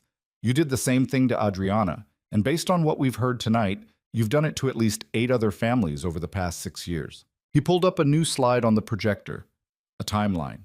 Every family that had left Ridgemont Heights during Richard's tenure, with dates and documented violations that preceded their departure. This is a pattern, Ethan said. Not isolated incidents, not legitimate enforcement. A systematic campaign to eliminate anyone who challenges your authority. Richard's lawyer, Ethan hadn't even noticed the man arrive, stood up from the back of the room. My client has done nothing illegal. HOA enforcement is within his purview as president. If people don't like how he exercises that authority, they're free to vote him out during regular elections. We're not waiting for regular elections, David Chen said. We're calling for an immediate vote of no confidence. The bylaws allow it with a 2/3 majority. The lawyer looked at Richard, who'd gone very still. This was the move they hadn't anticipated, the nuclear option. You don't have 2/3, Richard said flatly. Let's find out, Ethan replied. The next 20 minutes were procedural chaos. Richard's lawyer tried to argue that a vote of no confidence required advance notice. David Chen countered with the exact bylaw provision allowing emergency votes when fraud or malfeasance was alleged. The lawyer demanded to see the financial evidence. Sarah Chen had copies ready to distribute. Through it all, Richard sat at the head table, his expression shifting from confident to concerned to something approaching panic. He was losing control of the room, and everyone could see it. Finally, the vote was called. A show of hands for removing Richard Vance as HOA president, effective immediately. Ethan watched hands go up across the room.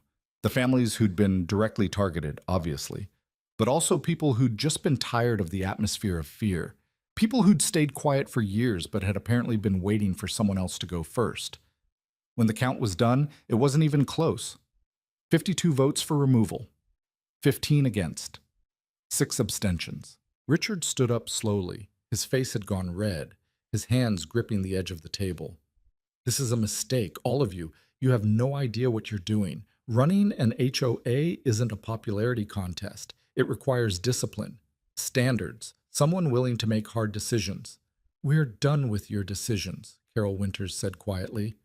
She was still shaking, but her voice was steady. I'm resigning from the board, effective immediately. I should have done this a year ago.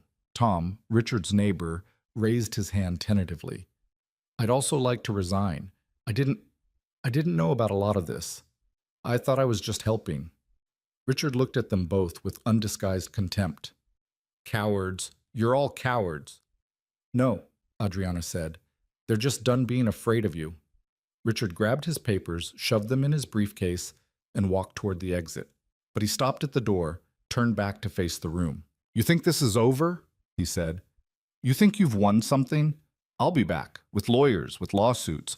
I'll tie this community up in legal proceedings for years. And when I'm done, every single person who voted against me tonight will regret it. He left. The door slammed behind him with enough force to rattle the frame.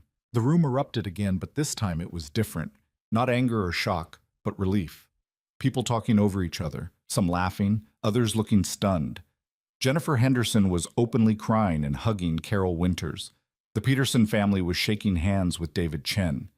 Ethan felt hands on his shoulder and turned to find neighbors he'd barely spoken to thanking him, telling him they'd known something was wrong but hadn't known what to do about it, apologizing for not speaking up sooner. Adriana was having similar conversations on the other side of the room, though hers were more awkward.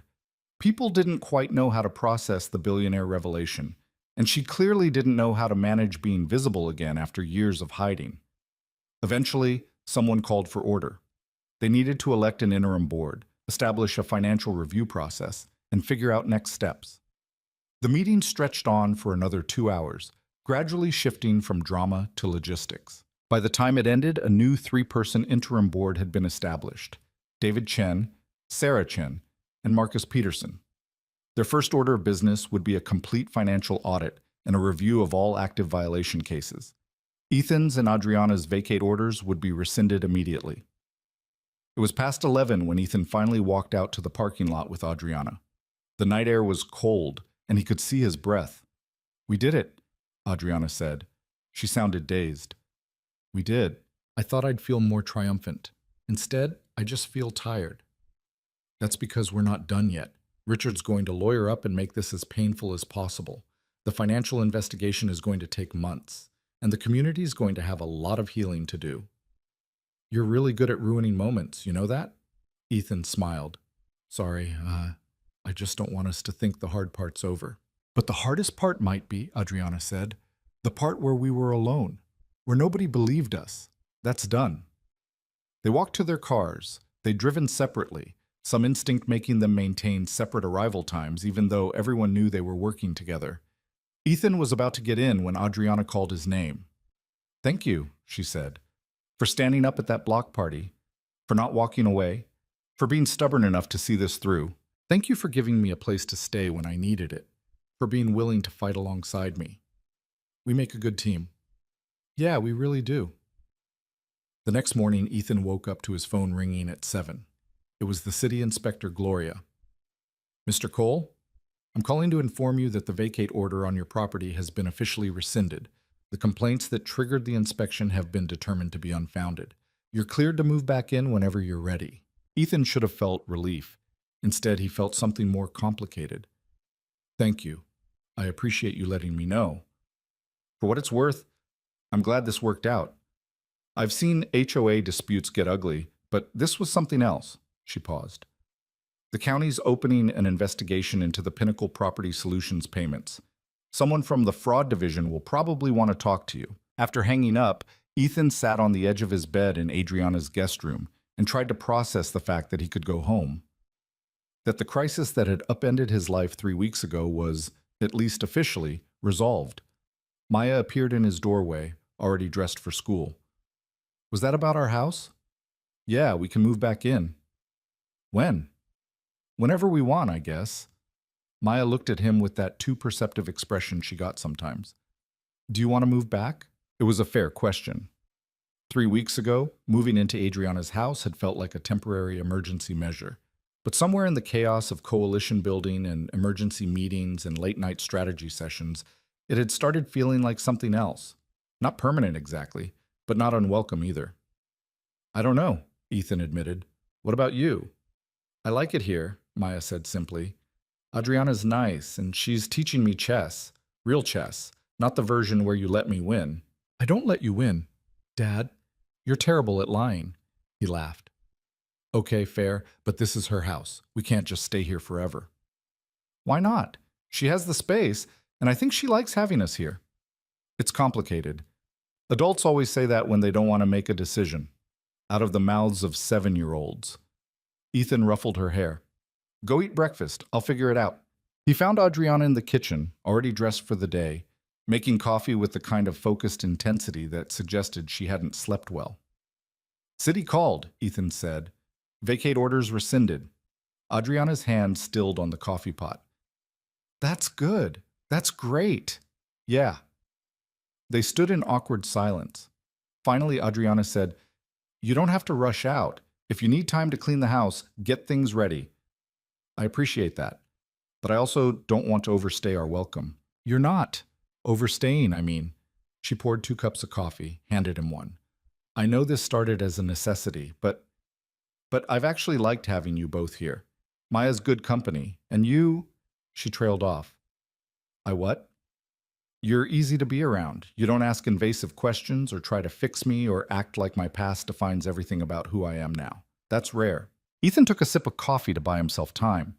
He wasn't good at this kind of conversation, wasn't good at navigating the space between practical arrangement and something more personal. "I've liked being here too," he said finally, "but I need to think about what's best for Maya long term. Stability, routine, not disrupting her life more than it's already been disrupted." "Of course. That makes sense. Give me a few days to clean up my house, make sure everything's actually okay, figure out logistics. Take as long as you need." The next week was strange. Ethan spent his days at his own house, cleaning and organizing and gradually moving their things back. But he and Maya still came to Adriana's for dinner most nights. It had become habit, the three of them around her kitchen table, talking about their days, Maya narrating her latest school drama, Adriana teaching her chess strategies while Ethan pretended not to be charmed by the whole thing. The community was healing, slowly.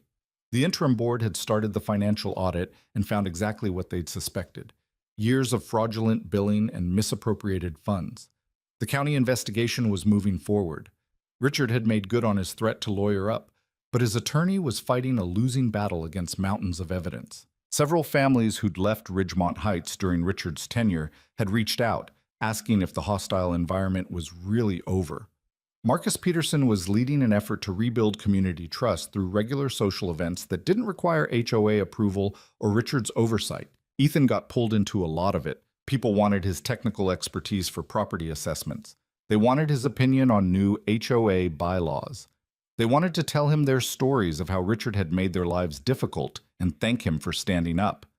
It was exhausting and gratifying in equal measure. One evening, about 10 days after the emergency meeting, Ethan was at his own house sorting through old files when someone knocked on his door.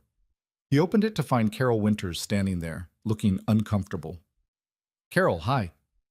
I'm sorry to bother you. I wanted to talk to you about something, and I didn't know who else to ask." He invited her in, made tea, and listened while she explained that Richard had been contacting her, not directly, through his lawyer, suggesting that her recordings might be considered illegal wiretapping, implying that she could face legal consequences for sharing them. "It's intimidation," Ethan said. "He's trying to scare you into recanting." "I know, but what if he's right? What if I did break the law?" "Did you record conversations in a public meeting space where you were a participant?" "Yes." "Then you're fine. California is a two-party consent state for private conversations, but board meetings aren't private, and you were part of the conversation." He paused. "Have you talked to a lawyer yourself?" "I can't afford—" "Adriana can, and I bet she'd be willing to cover legal consultation for anyone Richard's targeting as retaliation." He texted Adriana right there, got an immediate confirmation. 20 minutes later, Carol had contact information for an attorney who specialized in HOA law and whistleblower protection, paid for by Adriana's seemingly bottomless resources. After Carol left, looking relieved, Ethan sat in his living room and thought about how much had changed in a month. His house felt empty now, too quiet. He'd gotten used to Maya's chatter and Adriana's dry commentary and the gentle chaos of shared space. His phone buzzed. Text from Adriana.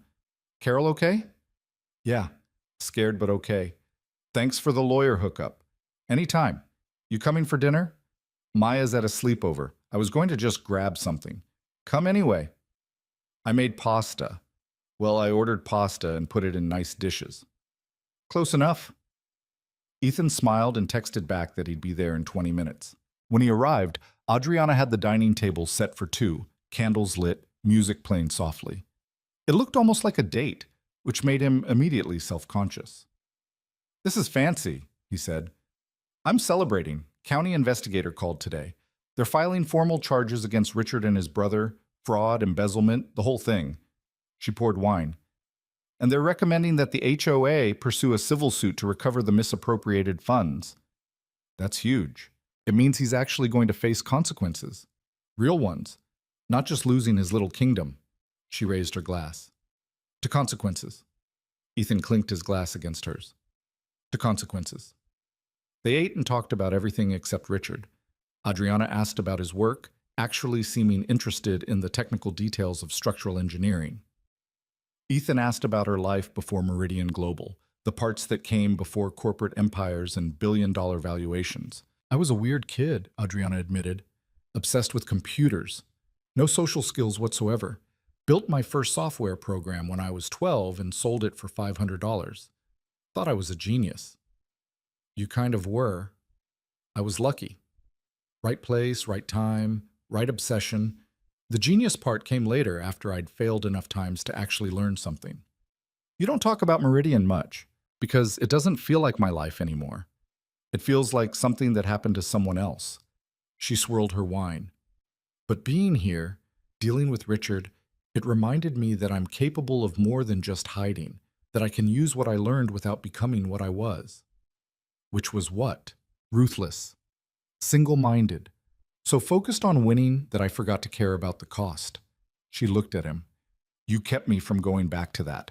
When I wanted to crush Richard with money and lawyers and overwhelming force, you insisted we do it the right way, with community and evidence and people standing together.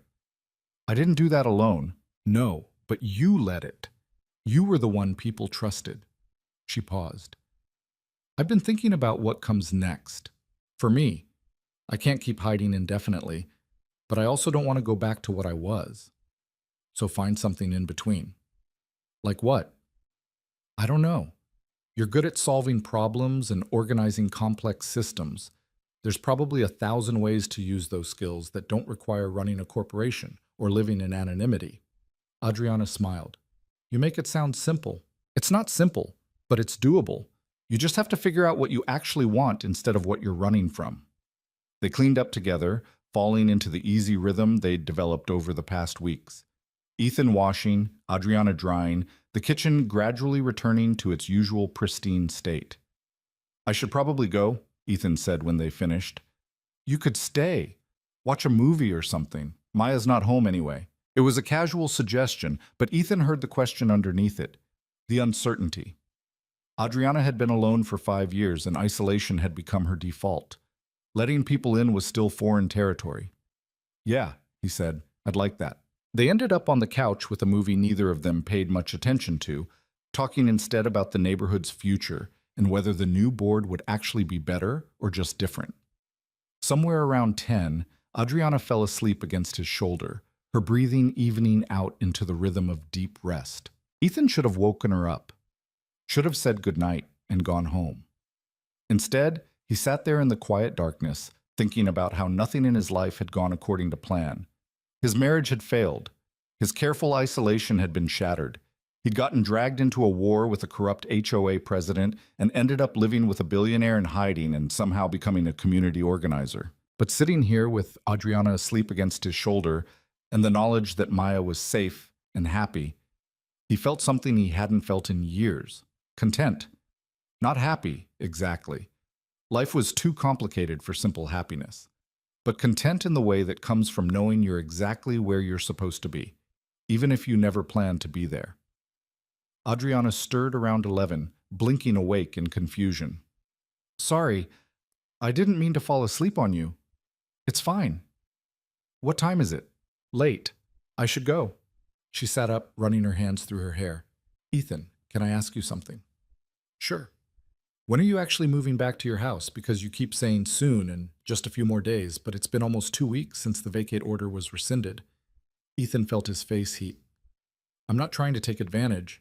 I'm not accusing you of anything. I'm asking because I need to know if this is temporary or if we're actually figuring out something longer term here. I don't know what we're figuring out. Neither do I. But I know I don't want you to leave just because you think you should. If you want to go back to your house because that's better for you and Maya, then go. But if you're leaving because you think you're imposing or because this has gotten too complicated, she trailed off. It has gotten complicated, Ethan said honestly. I know. Maya's already attached to you. She talks about you constantly, asks when we're going back to your house, even though our house is literally 3 doors down. And that's bad? It's risky, because I don't know what this is. I don't know if we're friends or housemates or something else entirely. And I can't let Maya get invested in something that might fall apart. Adriana was quiet for a long moment. I can't promise you anything long term.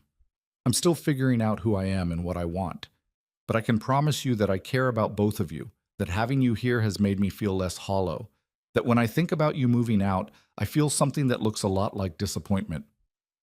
That's not nothing. No, it's not. Ethan took a breath. What if we just keep doing what we're doing? No labels, no pressure, just see where it goes. That's very non-committal. I'm a non-committal person. No, you're not. You're scared, which is different. She was right, and they both knew it. Ethan had spent 3 years building walls, and the idea of taking them down, even for someone who made him laugh and challenged him and fit into his life like she'd always been there, was terrifying. I'll make you a deal, Adriana said. Stay through the end of the month. Actually stay, not this half and half out thing where you're sleeping here but keeping all your stuff at your house. Really be here. and then we'll reassess. Why? Because I want to know if this feels as good when we're not in crisis mode, when we're not united against a common enemy, if it's real or just circumstance. Ethan considered that. It was logical, practical, exactly the kind of approach he would have suggested if he were thinking clearly. Okay, he said, through the end of the month. They shook on it, which felt absurdly formal and made them both laugh. Then Ethan went home to his empty house and lay awake thinking about commitments and complications and the terrifying possibility that maybe, possibly, he was ready to stop hiding behind routine and start actually living again. The next 2 weeks passed in a blur of normalcy that felt almost surreal after the intensity of the previous month. Richard's criminal case was moving through the system. The HOA audit had uncovered enough financial irregularities to keep lawyers busy for years. The neighborhood was slowly transforming from a place ruled by fear into an actual community. And Ethan settled into Adriana's house like he'd always belonged there. He and Maya moved the rest of their things over. His house became rental property. The interim board actually helped him find a tenant, a young couple new to the neighborhood who were grateful for a place that came without Richard Vance's shadow hanging over it. Maya thrived. She had space to spread out, a chess tutor in Adriana, and the kind of stability that came from seeing her father actually relaxed for once. She'd started calling Adriana by her first name without the formal Ms. prefix, and Adriana had stopped flinching when Maya casually hugged her. Ethan watched them together one evening, Adriana teaching Maya an opening gambit, while Maya narrated her entire thought process out loud, and felt something in his chest expand painfully. This wasn't what he'd planned, wasn't what he'd thought he wanted, but it was starting to feel like what he needed. The last day of the month arrived without fanfare. Ethan realized it only when he was making coffee and saw the calendar date. They'd agreed to reassess, to figure out if this arrangement was temporary or something more. He found Adriana in her home office, video call with someone about a consulting project. She saw him and held up one finger. "Give me a minute." He retreated, made coffee for both of them, and tried to figure out what he actually wanted to say. She emerged 20 minutes later looking tired but satisfied. Client in Singapore.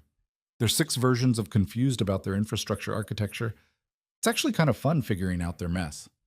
You're taking on more consulting work. Yeah, it turns out I missed solving problems, just not the corporate politics part. She accepted the coffee gratefully. What's up? You look serious. It's the end of the month. Understanding crossed her face. Right, our reassessment deadline. Yeah. They sat at the kitchen island, coffee between them, neither quite sure how to start this conversation.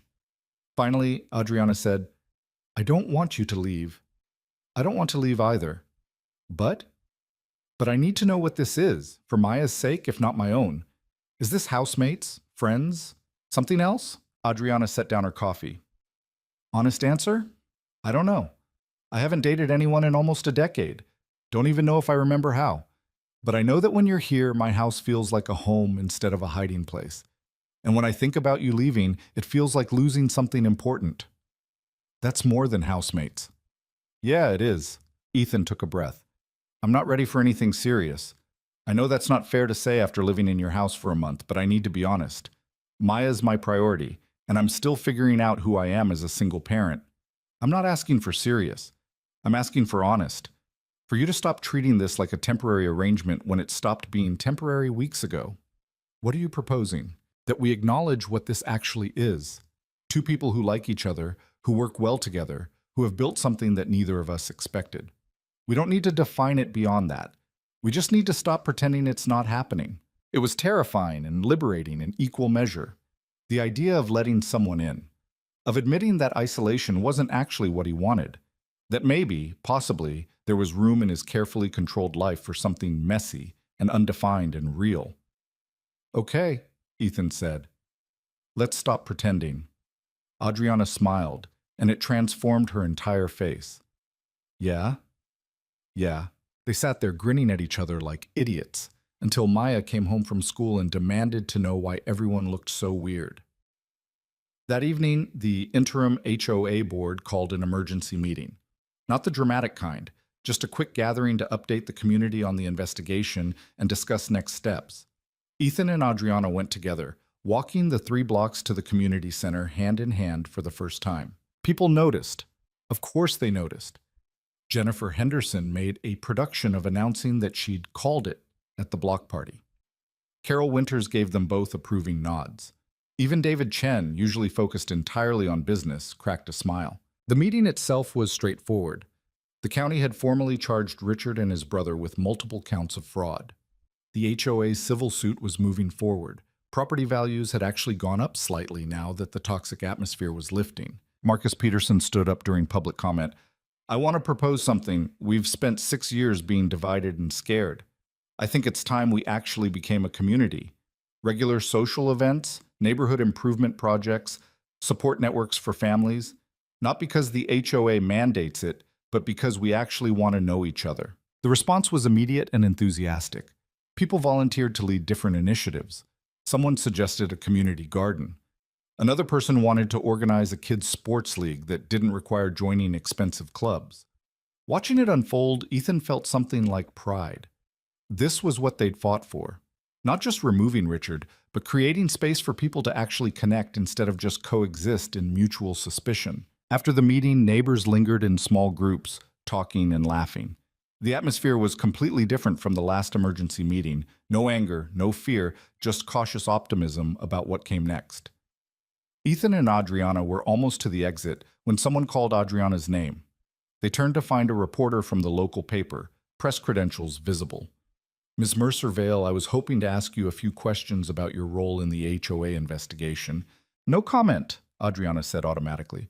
I'm not looking for scandal. I'm writing about community organizing and how residents fought back against corruption. Your story is inspiring. My story is private. Adriana's walls were back up, her expression closed. Ethan touched her arm gently. Maybe one comment on background? She looked at him, uncertain. He gave her a small nod. Your choice, but maybe this is different. Adriana took a breath. Fine. One comment. Not about my past, about the community. The reporter agreed immediately, pulling out a notebook. What happened here wasn't about one person standing up, Adriana said carefully.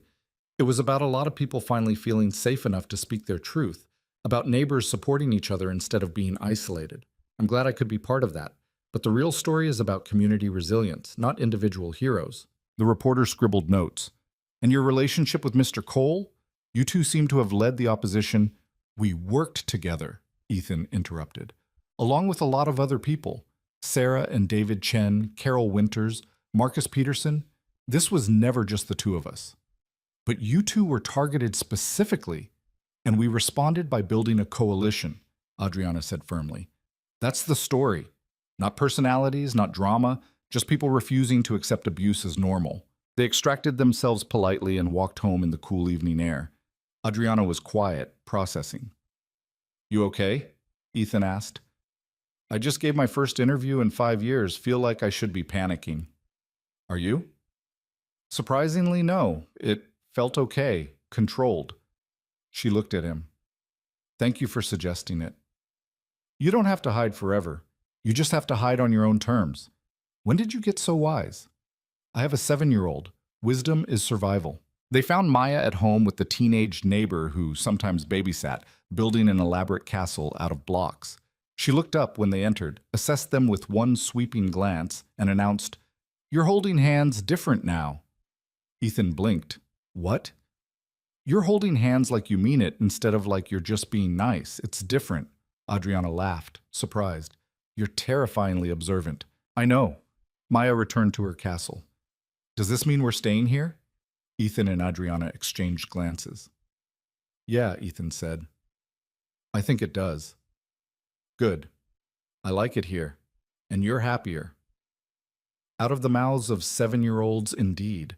That night, after Maya went to bed, Ethan and Adriana sat on the back deck with wine and the comfortable silence of people who didn't need to fill every gap with words. I've been thinking, Adriana said eventually, about what comes next. For me, and I want to start a foundation, something that helps communities fight HOA corruption, legal resources, organizational support, expert consultants, everything we had to piece together, but formalized and accessible. Ethan turned to look at her. That's a big undertaking. I know, but I have the resources, and I have the knowledge now of what it actually takes to fight back. Seems like a waste not to use it. You'd be visible again. On my own terms, though, not as a CEO, as someone who actually gives a damn about people instead of just profit margins. She paused. What do you think? I think it's perfect. I think you'd be amazing at it. You're biased. Absolutely. Doesn't make me wrong. They sat in comfortable silence for a while longer. Somewhere in the distance, Ethan could hear neighbors talking in their yards, kids playing, the sounds of community instead of isolation. This isn't what I expected, he said finally. Any of it. When I moved to Ridgemont Heights, I was just looking for a place Maya could grow up safely while I figured out how to be a single parent. I wasn't looking for a fight or a relationship or any of this. Life's funny that way. Yeah, it really is. Adriana leaned her head on his shoulder, and Ethan felt that same expansion in his chest. Not quite love. It was too soon for that, too fragile. But something adjacent to it, something with potential. Thank you, Adriana said quietly. For what? For seeing me. Not the billionaire, not the CEO, not the mysterious neighbor. Just me. Thank you for letting me. They stayed like that until the wine was gone and the night air got too cold to ignore, then went inside to the home they were building together, one uncertain day at a time. 3 months after Richard Vance's removal, Ridgemont Heights had transformed in ways both visible and subtle. The community garden Marcus Peterson had proposed was now a half-acre plot where neighbors actually talked to each other while planting tomatoes and arguing about the best fertilizer.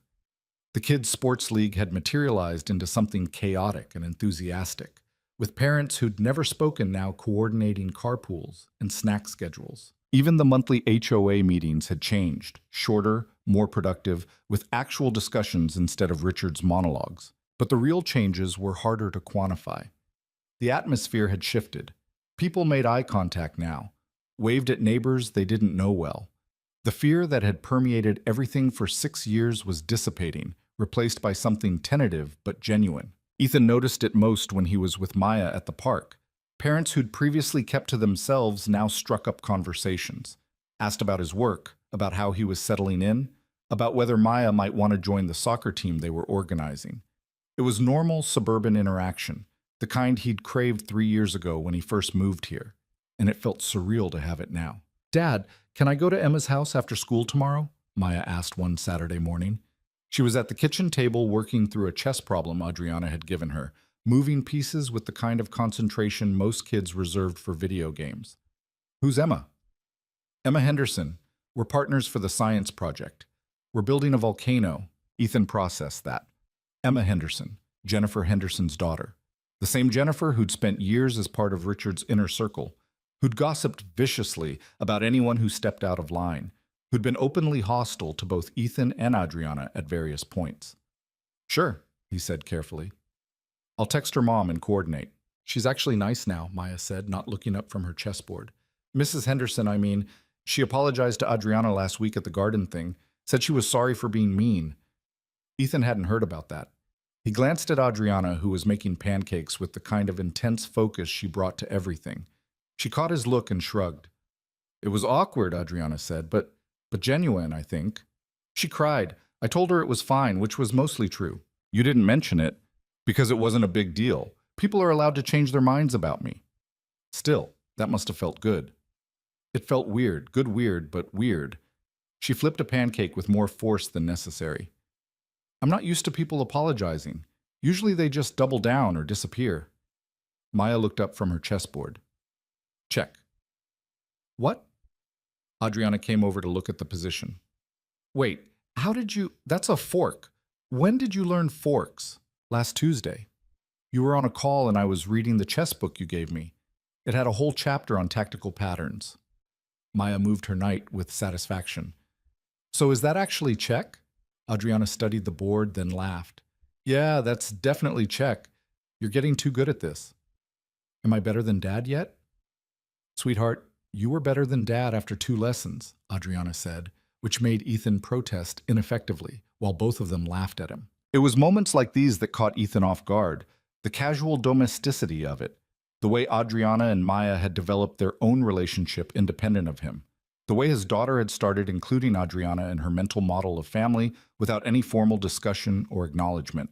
They ate breakfast together, the three of them around Adriana's kitchen table like they'd been doing it for years instead of months. Maya talked about school and her friends and the elaborate revenge plot she was planning against a classmate who'd stolen her favorite pencil. Adriana listened with the same attention she'd probably given billion-dollar business deals, asking clarifying questions and suggesting strategic alternatives. You can't put glue in her backpack, Adriana said seriously. That's escalation beyond the original offense. You need proportional response. What's that mean? It means the punishment should fit the crime. She took your pencil. You make sure she knows you know, and you make it clear that future theft will have consequences, but you don't destroy her stuff. Maya considered this. Can I tell everyone she picks her nose? Does she actually pick her nose? Yeah, in math class. It's gross. Then that's fair game. Public information is always usable. Adriana caught Ethan's expression and added quickly, for grade school social dynamics only. Different rules apply to adults. You're teaching my daughter psychological warfare. I'm teaching her strategic thinking. There's a difference. After breakfast, Maya went to her room to work on homework, and Ethan helped Adriana clean up the kitchen. They developed a rhythm over the past months, working in tandem without getting in each other's way.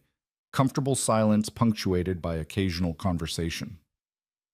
I have a meeting on Tuesday, Adriana said, loading the dishwasher. In the city, with lawyers about the foundation. The HOA advocacy thing.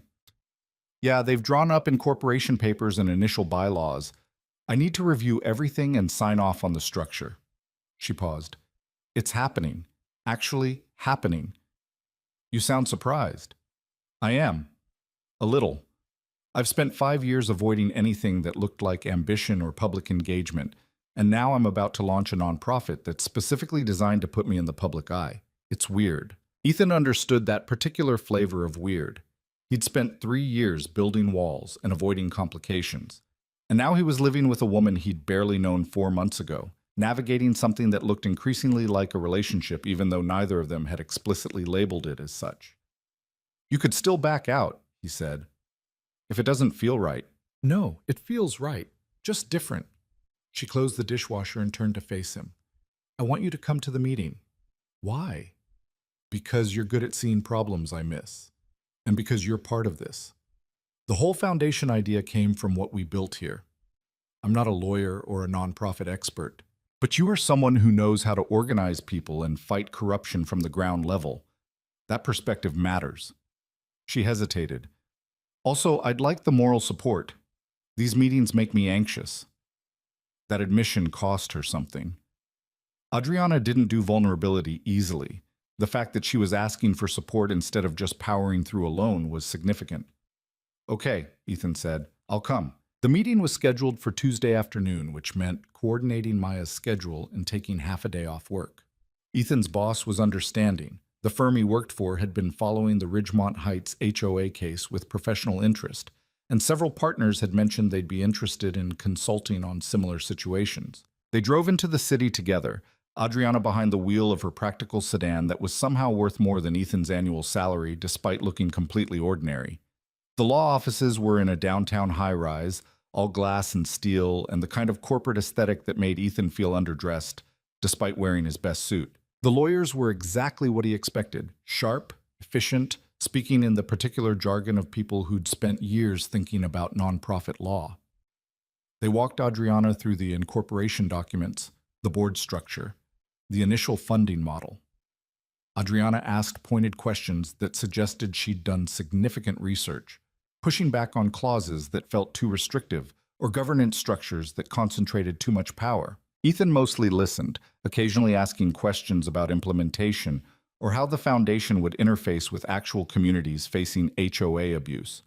The lawyers had clearly expected him to be decoration, Adriana's boyfriend there for moral support, and seemed surprised when his questions exposed gaps in their operational planning. The legal framework is solid, Ethan said during a break, but the delivery mechanism needs work. Communities fighting HOA corruption don't need another nonprofit telling them what to do. They need resources and support to fight their own battles. We're planning a grant structure, One of the lawyers began. Grants are fine for funding, but what about expertise? What about connecting people with engineers who can disprove false violation claims? Or accountants who can audit suspicious financials? Or community organizers who know how to build coalitions? Ethan pulled out his phone, showing them the network he'd built over the past months. These are people who helped us. Most of them would be willing to help others if there was a structure supporting it. The lawyers looked at Adriana. She smiled. Told you he'd see what you missed. They revised the operational plan on the spot, incorporating Ethan's suggestions about building a network of volunteer experts and creating resources that communities could adapt to their specific situations. By the time the meeting ended 4 hours later, the foundation had evolved from a standard nonprofit into something more innovative and potentially more effective. That was good, Adriana said in the car afterward. She looked energized in a way Ethan rarely saw, her usual careful control replaced by genuine enthusiasm. Really good. Did you see their faces when you suggested the expert network? They hadn't even considered it. Because they're lawyers. They think in terms of legal structures, not practical implementation. This is why I needed you there. She reached over and took his hand. Thank you. They drove in comfortable silence for a while, the city giving way to suburbs and finally to Ridgemont Heights. Ethan found himself thinking about how much his life had changed in 4 months. How he'd gone from isolated single father to community organizer to nonprofit consultant. How Adriana had gone from reclusive billionaire to his partner in both the literal and figurative sense. Are we dating? He asked suddenly. Adriana nearly swerved into the next lane. What?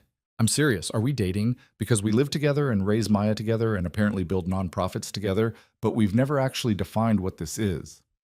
You want to define it? I want to know what to tell people when they ask, which they do, increasingly often. Adriana was quiet for a moment, navigating traffic. Finally, she said, What do you want to tell them? I don't know. That's why I'm asking. Ethan, you're a structural engineer. You're supposed to be good at defining things. I'm good at defining buildings. People are more complicated. She laughed, which broke some of the tension. They pulled into Ridgemont Heights, past the community garden where several neighbors were working, past the park where kids were playing soccer, past all the small signs that this place had become something different than it was. Adriana parked in her driveway. Their driveway, really, since Ethan's car lived here now, too. She turned off the engine but didn't get out. I think we're dating, she said finally, or something like it. I'm not great at relationships, and you're still figuring out life post-divorce, so we're probably doing it wrong by conventional standards. But I like what we have. I like you. I like us. Whatever label fits that is fine with me. It was such a perfectly Adriana answer, honest and practical and slightly awkward, that Ethan couldn't help smiling. Okay, he said. We're dating, or something like it. Good. Now, can we go inside? I promised Maya we'd help with her volcano, and I'm genuinely curious if we can make it explode bigger than the instructions suggest. They found Maya in the backyard with Emma Henderson, both of them covered in papier-mâché paste and surrounded by craft supplies. Jennifer Henderson was there too, sitting on the deck with a cup of coffee, looking uncomfortable but determined. Hi, Jennifer said when she saw them. Emma insisted on working here because apparently your backyard is better for science. I told her we should ask first, but she said Maya already cleared it with you. She did, Adriana said. This morning. It's fine. I brought cookies. Jennifer held up a container like a peace offering. Store-bought? Because let's be honest about my baking skills, but they're good. It was painfully awkward. Jennifer clearly didn't know how to navigate this new dynamic where she wasn't part of Richard's inner circle and wasn't sure if she was forgiven or just being tolerated. Adriana handled it with characteristic directness. Want to help us make the volcano explode? Adriana asked. Jennifer blinked. What? The girls are building a volcano. We're going to add vinegar and baking soda to make it erupt. You can help if you want. I don't know anything about volcanoes. Neither do I. That's what makes it fun. They spent the next hour creating what was probably the most over-engineered second-grade science project in history. Ethan calculated the optimal ratios for maximum eruption. Adriana researched additives that would create better lava flow. Jennifer provided running commentary and kept the girls from drinking the vinegar on a dare. The eruption, when it finally happened, was spectacular. Foam and liquid everywhere, the girls shrieking with delight, the adults laughing at the mess they'd created. Several neighbors came over to see what the commotion was about, and ended up staying, offering suggestions for the second attempt, someone running home to get food coloring to make the lava more realistic. By the time Jennifer and Emma left, the backyard looked like a disaster zone, and Maya was practically vibrating with excitement about presenting her project at school. That was fun, Jennifer said at the door. She looked at Adriana directly. Thank you for being kind. You didn't have to be. Everyone deserves second chances, Adriana said, even people who were part of the problem. After they left, Ethan and Adriana surveyed the destruction. We should probably clean this up, Ethan said, or we could leave it and claim it's an art installation. Pretty sure the HOA has rules about backyard art installations. We are the HOA now. We can change the rules. Maya appeared between them, still covered in papier-mâché paste. Can we do this every week? Absolutely not, Ethan said. Maybe, Adriana said at the same time. Maya grinned. I'm going to assume Adriana's answer counts more. That night, after Maya was asleep and the backyard was moderately less disastrous, Ethan found himself in Adriana's home office while she worked on foundation documents. He'd brought his laptop to catch up on work emails, but found himself watching her instead. She was completely focused, the way she got when working on complex problems. Her hair was pulled back in a messy ponytail, reading glasses perched on her nose, and she was muttering to herself about organizational structures and tax implications. You're staring, she said without looking up. I'm observing. That's creepy semantics. She glanced at him over her glasses. What? I'm trying to figure out when this became my life. This? You, Maya. This house. The foundation. The neighborhood garden. All of it. 4 months ago, I was actively avoiding connection, and now I'm neck deep in it. Adriana saved her document and turned to face him properly. Having regrets? No, that's what's weird. I should be panicking about how fast this is moving, about how much I'm depending on someone I barely know, about what happens if it all falls apart. He paused. But I'm not. Panicking, I mean. Maybe because it's not falling apart. Yet. You're very committed to disaster planning. I'm a structural engineer. Disaster planning is literally my job. Adriana stood up, crossed the small office, and sat on the edge of her desk in front of him. Can I tell you something? Sure. I'm terrified. Constantly. Of screwing this up. She gestured vaguely at the space between them. I've never done this. Never lived with someone I was dating. Never helped raise a kid. Never built a life that was about more than work and achievement. I don't know what I'm doing, and I keep waiting for you to realize that and decide this was a mistake. That's not going to happen. You can't know that. No. But I can know that we're both trying, that we communicate when things are hard, that we're building something together instead of just coexisting. He reached for her hand. That's more than I had in my marriage. More than I thought I'd have again. That's a depressingly low bar. Maybe, but we're clearing it. That counts for something. They sat in comfortable silence, hands linked, both of them probably overthinking everything, but at least doing it together. The foundation launches officially next month, Adriana said eventually. There's going to be press, attention, people digging into my past and asking questions about why a former tech CEO is suddenly championing HOA reform. You ready for that? No, but I'm doing it anyway. She squeezed his hand. Will you be there at the launch event? Do you want me there?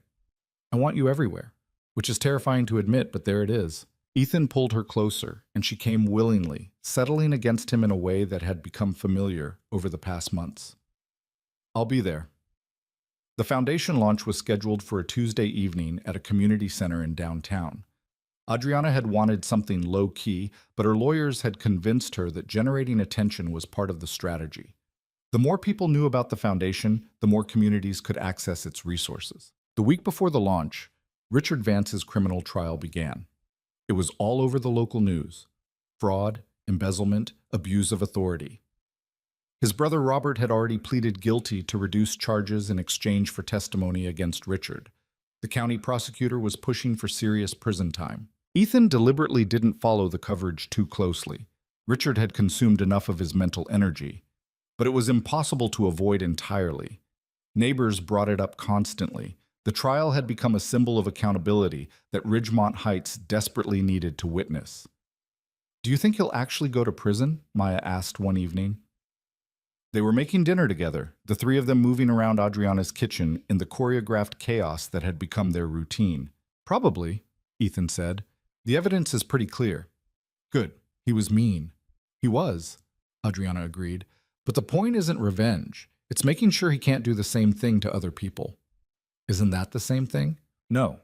Revenge is about punishment. Justice is about prevention and accountability.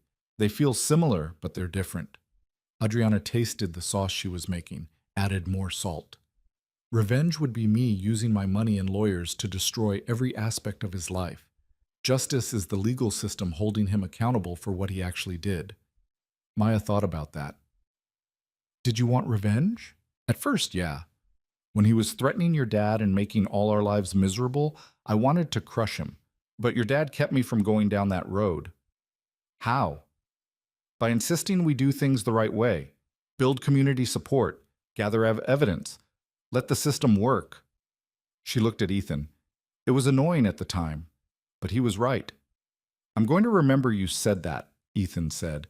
"Don't push your luck." They ate dinner together, Maya monopolizing the conversation with a detailed analysis of her classmates' social dynamics that was honestly more insightful than it had any right to be.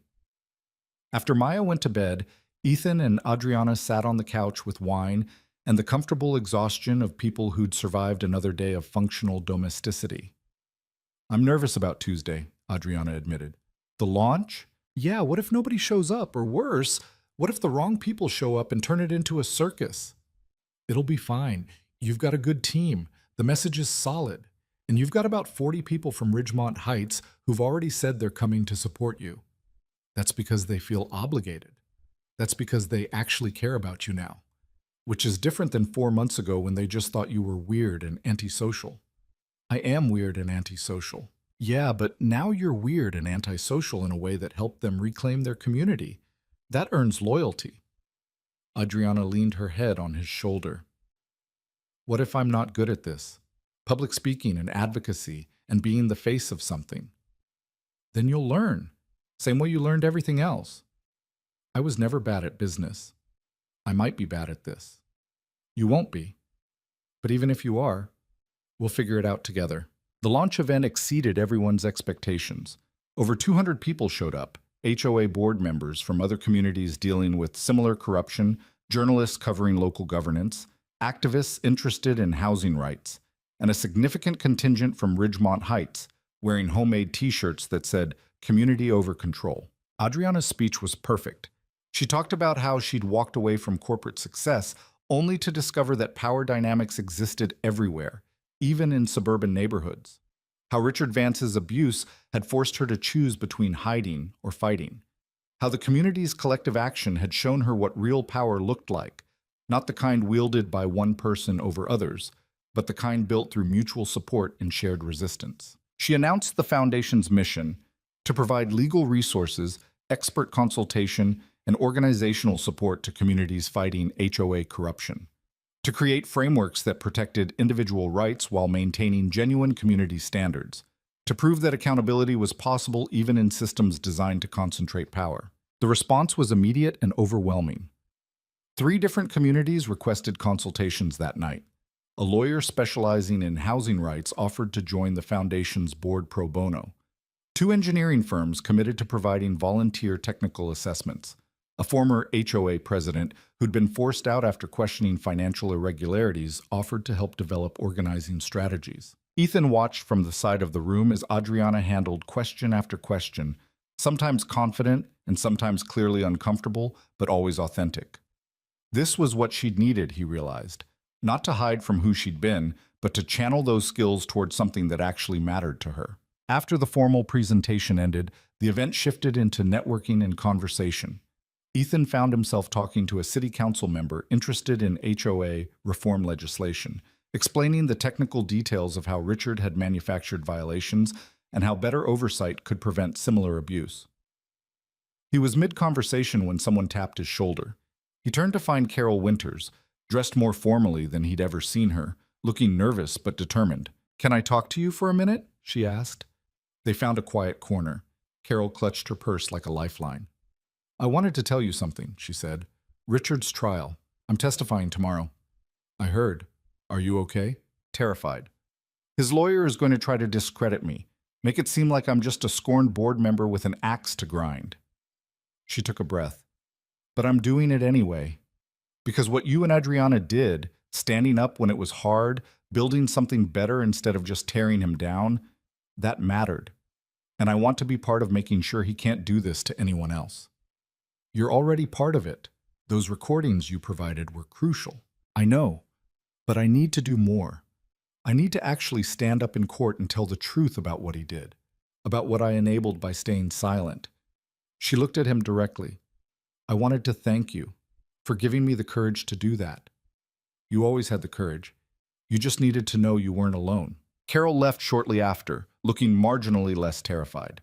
Ethan made his way back to Adriana, who was still surrounded by people, but caught his eye and mouthed, "Help me," with exaggerated desperation. He extracted her with practiced efficiency, claiming she had another commitment they couldn't miss. In the car, Adriana slumped in her seat. That was exhausting. That was amazing. You were amazing. I said about 40 times. And I definitely mixed up 2 different questions from that reporter. Nobody cared. They cared about the message, about what you're building. She turned to look at him. We're building. This isn't just me anymore. I'm technical support. You're the visionary. You're a lot more than technical support, and you know it. She reached for his hand. I couldn't do this without you. Any of it.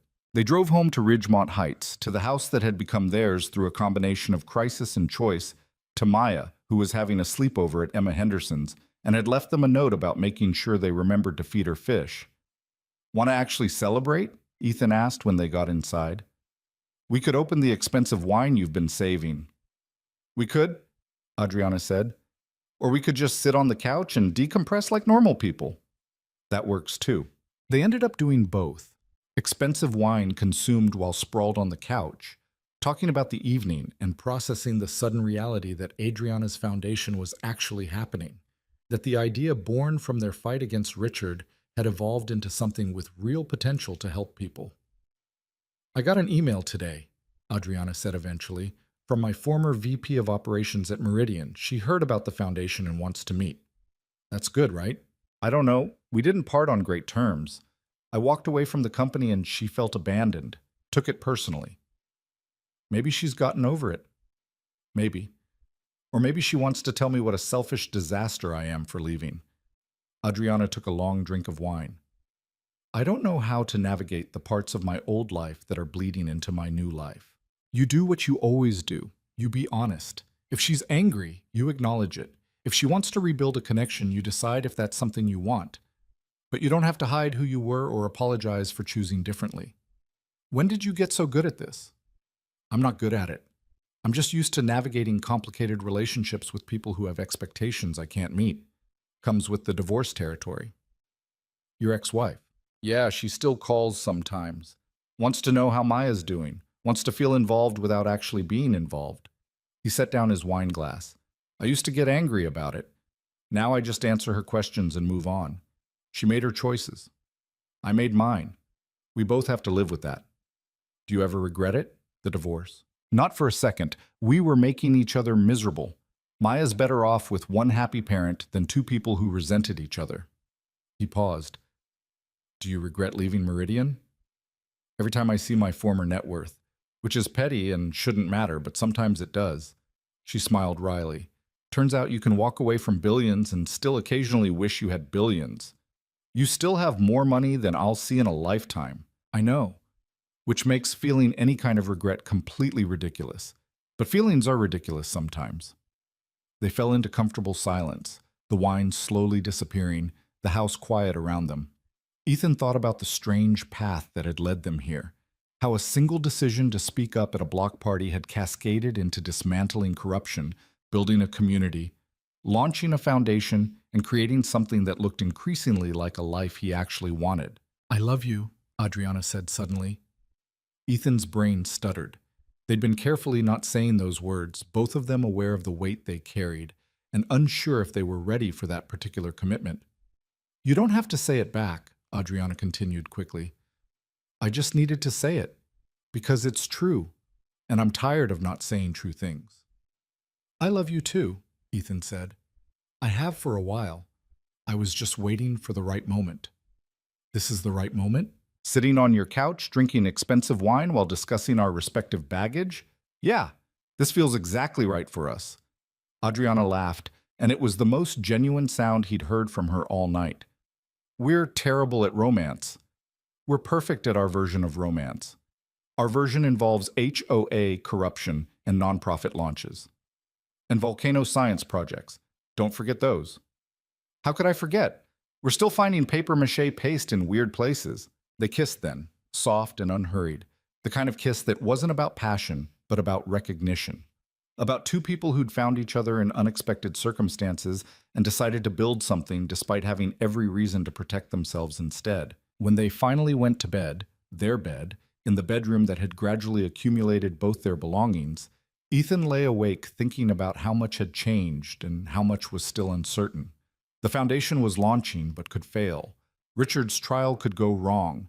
The community could backslide into old patterns. His relationship with Adriana could hit obstacles they hadn't anticipated. But for the first time in years, uncertainty didn't feel like something to avoid. It felt like possibility. The next morning brought news that Richard Vance had been convicted on 7 counts of fraud and embezzlement. The prosecution was recommending a 5-year sentence. His brother Robert had already been sentenced to 18 months. Ridgemont Heights collectively exhaled. People came out of their houses to talk to neighbors, to process what the verdict meant, to finally believe that the chapter of fear was actually over. Marcus Peterson organized an impromptu gathering at the community garden that evening. Not a celebration, that felt too vindictive, but an acknowledgement.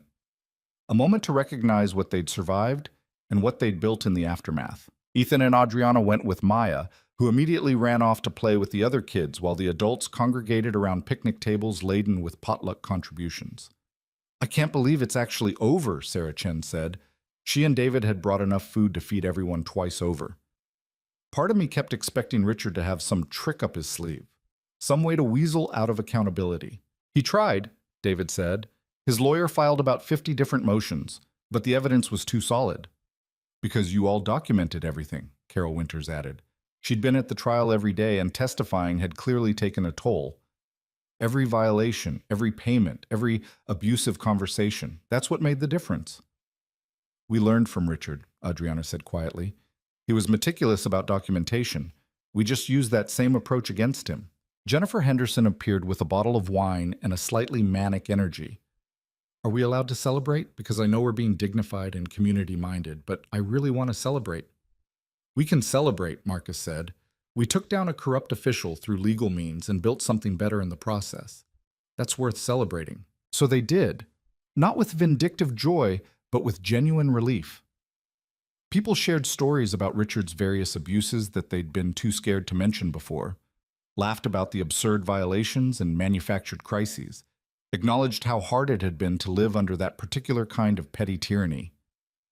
As the evening wore on and kids played in the gathering dusk, Ethan found himself standing at the edge of the garden with Adriana, watching the community they'd helped rebuild. We did good, Adriana said. We did. What happens now? Now we keep going. The foundation helps other communities. Ridgemont Heights continues healing. We figure out what our actual lives look like when they're not defined by crisis. That sounds terrifying. That sounds normal, which is what we both claim to want. Adriana leaned against him. I'm not sure I know how to do normal. Neither am I, but we can figure it out together. Maya ran over then, grass-stained and happy, demanding they come see the fireflies that had appeared near the community garden's pond. They followed her, joining the cluster of kids and parents marveling at the small lights dancing in the darkness. It was a perfect moment, simple and genuine and unmarred by drama or conflict. Just people being together because they wanted to be, in a space they'd created through collective effort. Ethan caught Adriana's eye across the small crowd. She smiled at him, and he saw in that smile all the things they'd survived and all the possibilities still ahead. It wasn't perfect. They weren't perfect, but they were here, together, building something real. And for the first time in longer than he could remember, that felt like enough. 6 months after Richard's conviction, Ethan woke up to the sound of Maya and Adriana arguing about breakfast in the kitchen. Not real arguing, the playful kind that had become their morning routine. Maya insisting that cereal counted as a balanced meal if you added fruit. Adriana maintaining that actual cooking was occasionally required. Both of them probably performing for his benefit since they knew he was awake. He lay in bed for a moment, listening to their voices, still marveling at how completely his life had been reconstructed. The bedroom he was in had been Adriana's alone a year ago. Now it held both their clothes, his engineering textbooks mixed with her business books on the shelves, a framed photo of the three of them at the community garden on the nightstand. When he finally got up and went to the kitchen, he found Maya standing on a stool trying to reach the cereal on the top shelf while Adriana blocked her with a spatula. "I'm making eggs," Adriana said firmly. "I don't want eggs." "You wanted eggs yesterday." "That was yesterday. Today I want cereal." "The cereal is full of sugar and food coloring." "The eggs are full of chicken embryos. That's way grosser." Ethan intervened before this escalated further. "How about eggs and cereal? Revolutionary concept called compromise." Both of them turned to glare at him, united in their opposition to his reasonable solution. It was moments like these that made him realize how much they'd become a unit, sometimes allies, sometimes opponents, but always engaged with each other in a way that felt real and lived in rather than performed. "Fine," Maya said, "but I get to pick what's on TV." "We don't watch TV at breakfast," Adriana said. "We did last Saturday." "That was a special occasion. Your science project won the school competition." "So we only watch TV when I accomplish things? That's going to give me weird achievement issues when I'm older." Ethan caught Adriana's eye, both of them trying not to laugh. Maya had been spending too much time with Adriana's former VP of operations, who'd become a regular visitor and had absolutely no filter about discussing childhood psychological development. They ate breakfast together, eggs and cereal because compromise, while Maya detailed her upcoming day with the kind of intensity most people reserved for military operations. She had soccer practice, then a play date with Emma Henderson, then chess club where she was apparently staging a campaign to change the tournament structure because the current system favored defensive players. "You're spending too much time with Adriana," Ethan said. "What's that supposed to mean?" both Maya and Adriana asked simultaneously. "It means you're both getting too good at organizing coups." "That's not a bad skill," Adriana said. "The world needs more people who know how to organize effective coups. Please don't teach my 8-year-old to overthrow governments. I'm teaching her to question authority and fight systemic problems. If that occasionally looks like overthrowing governments, so be it." Maya beamed. "When I grow up, I want to be like Adriana." "You should aim higher," Adriana said, but she was smiling in that way that meant she was genuinely touched. After breakfast, Ethan drove Maya to school while Adriana prepared for a board meeting at the foundation.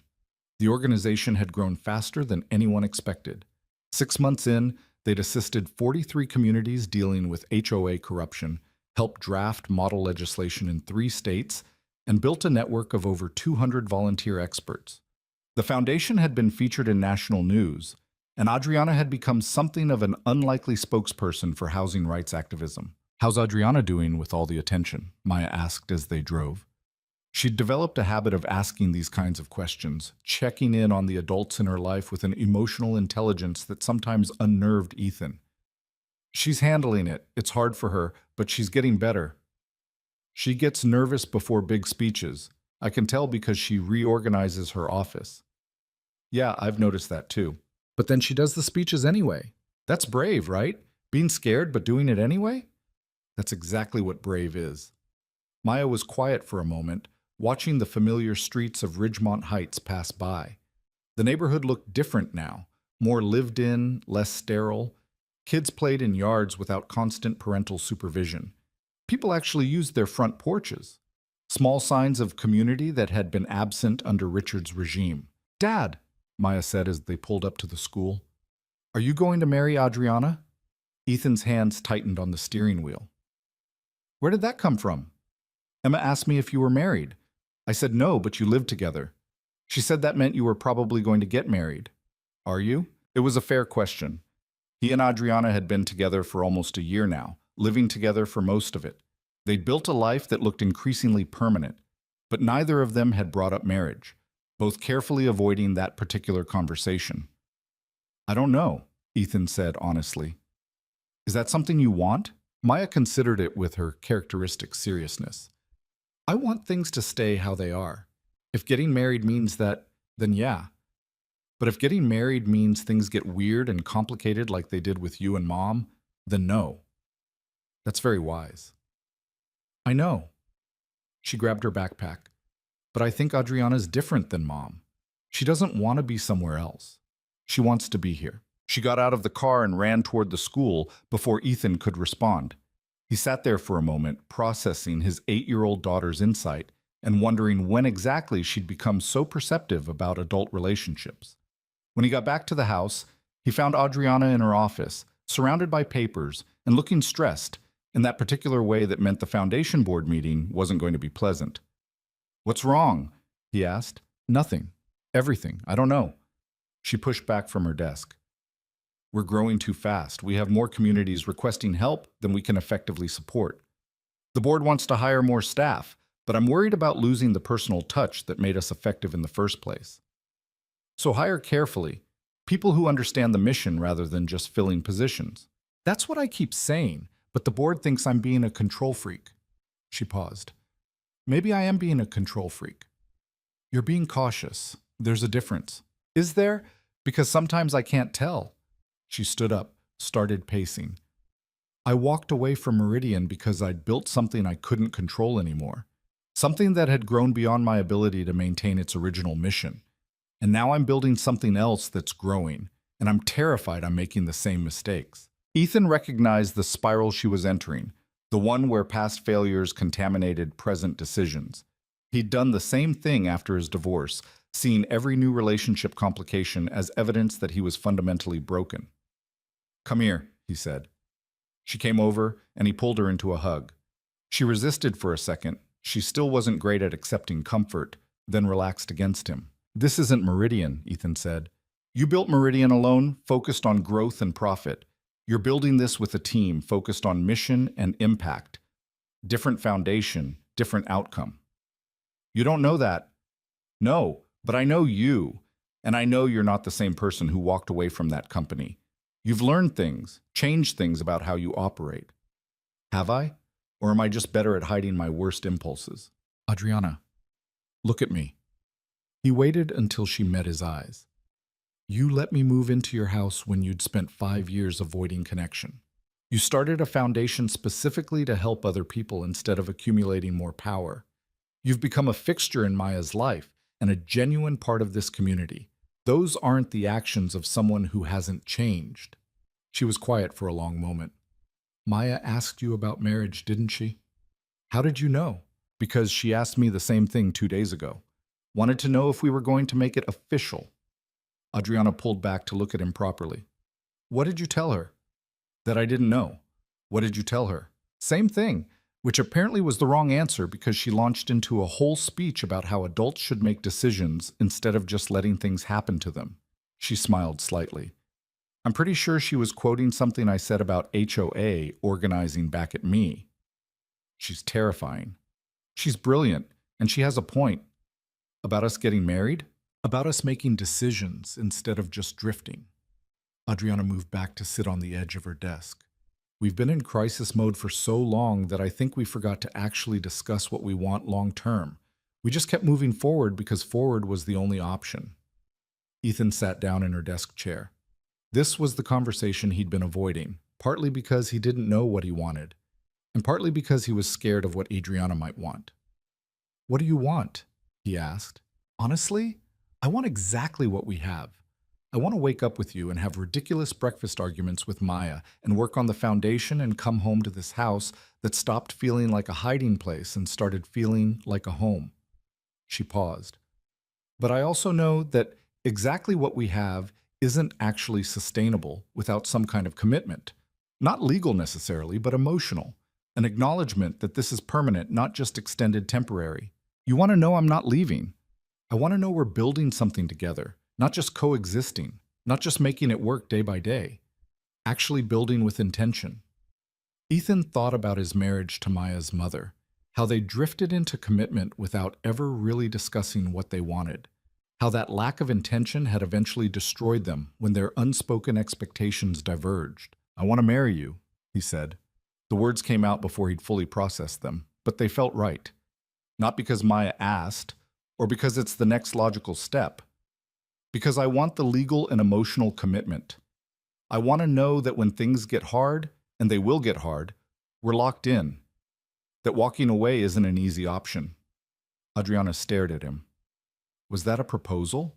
That was a statement of intent. If you want a proposal, I can plan something better than me sitting in your office chair while you're stressed about a board meeting. No, this is perfect. This is exactly us. She crossed the room, took his hands, pulled him to his feet. Ask me properly. Adriana Vale, will you marry me? Yes, obviously yes. Did you really think I'd say no? I thought there was a non-zero chance you'd panic and run away to start a new life in a different suburb. I'm done running. I'm done hiding. I'm ready to actually build something permanent. She kissed him, and it felt like a seal on something that had been unspoken but understood for months. We should probably tell Maya. She's going to be insufferable about being right. I know, it's going to be great. They picked Maya up from school together that afternoon, both of them trying to act normal and failing completely. Maya picked up on it immediately. What happened? She demanded from the back seat. What makes you think something happened? Ethan asked. Because you're both doing that thing where you think you're being subtle, but you're actually really obvious. Did someone die? No, Adriana said. The opposite of dying, actually. Maya processed that. The opposite of dying is living, which you were already doing, so that doesn't make sense. Unless... She sat up straighter. Are you getting married? How did you possibly get there from that? Ethan asked. Because you're both happy nervous instead of regular nervous. And you keep looking at each other like you have a secret. And when I asked about marriage this morning, Dad said he didn't know, but now he looks like he knows. She paused. So are you? Yes, Adriana said. We're getting married. The shriek Maya let out was probably illegal in several states. She demanded details immediately. When, where, could she be in the wedding? Could she help plan it? Could she invite all her friends? Would there be cake? Would Adriana wear a fancy dress? Would this mean she could officially call Adriana her stepmom? We literally just decided this an hour ago, Ethan said. We haven't planned anything. Then we need to start planning. Emma's parents got married at the Botanical Gardens, and it was really pretty. Or we could do it at the community garden since that's where everything started. Or, Maya, Adriana interrupted gently. Take a breath. We have time to figure it out. But what if you don't figure it out, and then you just keep waiting and never actually do it? Then you can yell at us. But I promise we're actually doing this. Maya settled back in her seat, looking satisfied. Okay, but I want to help plan. I'm good at planning things. They spent the rest of the drive fielding Maya's increasingly elaborate wedding suggestions. By the time they got home, she'd planned a ceremony that involved doves, a string quartet, custom t-shirts for all the attendees, and a cake shaped like the Ridgemont Heights community garden. We're doing exactly none of that, Ethan said. Some of that, Adriana corrected. The community garden is actually not a terrible idea. That evening, after Maya finally exhausted herself with wedding planning and went to bed, Ethan and Adriana sat on the back deck with wine and the comfortable silence of people who'd made a significant decision and were still processing it. My ex-wife is going to be interesting about this, Ethan said. You haven't told her we're together. She knows we live together. She doesn't know it's serious. She's been operating under the assumption that I'm still too broken from our divorce to actually commit to anyone. Are you? Too broken, I mean? Probably, but I'm committing anyway. He took a sip of wine. What about your people? Anyone who's going to have opinions? My former board is going to be fascinated. Most of them thought I died when I disappeared. A few tried to track me down, but I was very good at being unfindable. She smiled slightly. They're going to have so many opinions about me marrying a structural engineer and living in the suburbs. Judging you for marrying down? Judging me for being happy in a way they didn't think was possible. For building a life that doesn't revolve around money and power. She looked at him. You're not marrying down, by the way. You're marrying someone who's been trying to figure out how to be a functional human for 5 years and only recently started succeeding. I'm marrying someone who saw injustice and fought back, who built a foundation that's helping people, who learned how to love my daughter almost as much as I do. He paused. And who makes really good pasta? The pasta is store-bought. I just heat it up nicely. Still counts. They sat in comfortable silence, both of them thinking about the strange path that had led them here. A block party confrontation, a manufactured crisis, a community rising up against corruption, two people finding each other in the chaos and deciding to build something permanent.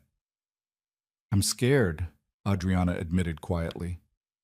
Of what?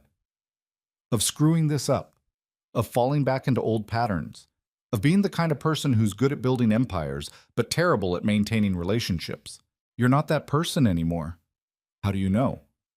Because that person wouldn't be scared. She'd be confident she could make anything work through sheer force of will. You're scared because you actually care about the outcome. That's growth. Adriana leaned her head on his shoulder. You're very wise for someone who's terrible at chess. I contain multitudes. The wedding planning predictably became a community affair. Marcus Peterson insisted on officiating. He'd gotten ordained online specifically for this purpose. Sarah and David Chen wanted to cater. Jennifer Henderson volunteered to coordinate decorations despite having no apparent qualification beyond enthusiasm. Carol Winters offered to organize the guest list with the same meticulous attention she'd once applied to HOA violation tracking. Maya appointed herself junior wedding planner and took the role seriously enough to create spreadsheets. Ethan had no idea where she'd learned to make spreadsheets, but suspected Adriana was secretly teaching her business skills alongside chess strategy. They decided on the community garden for the ceremony, partly because Maya had been right about the symbolism, and partly because it felt appropriate. The place where Ridgemont Heights had started rebuilding was the place where Ethan and Adriana would formalize their commitment. The foundation's board meeting happened 2 days before the wedding. Adriana had been dreading it, but Ethan convinced her that she couldn't reschedule her own wedding because of work anxiety. That's exactly the kind of thing you're supposed to not do anymore, he pointed out. But the board will survive. You're allowed to have a life outside the foundation. That's literally the whole point of everything you've built. She went to the meeting armed with compromise proposals and research on sustainable growth models. The board was initially resistant, but Adriana had learned over the past year how to advocate without bulldozing. She listened to concerns, incorporated feedback, and by the end of the meeting had negotiated a growth plan that satisfied both her need for quality control and the board's desire for expansion. How'd it go? Ethan asked when she got home. Good. Really good, actually. We're hiring 3 new staff members, but they'll be people I interview and approve. And we're creating a mentorship structure so the original team trains new people on our methods. She looked surprised at herself. I compromised successfully. Character growth. Very impressive. Don't mock me. This is hard. I'm not mocking. I'm genuinely proud. He pulled her close. You're getting better at letting people in, trusting others with things you care about. I hate that you're right about this. You'll get used to it. We have a lifetime for you to get used to it. The wedding day arrived with characteristic Maya chaos. She woke them up at 6 in the morning, insisting they needed to start getting ready immediately, even though the ceremony wasn't until 4 in the afternoon. What if something goes wrong? Maya demanded.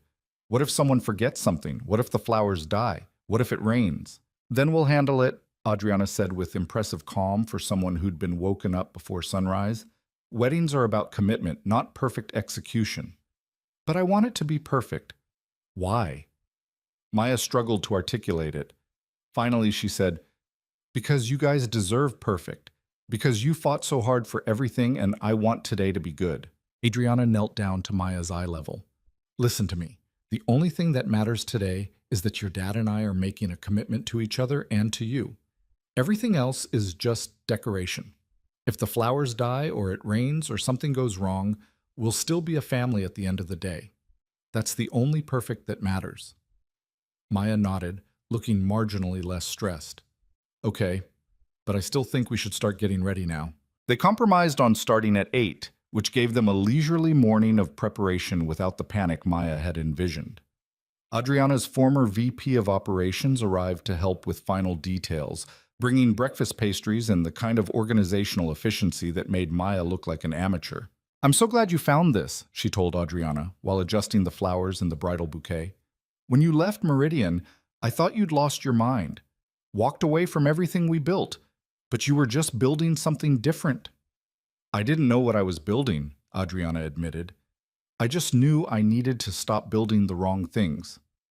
And now?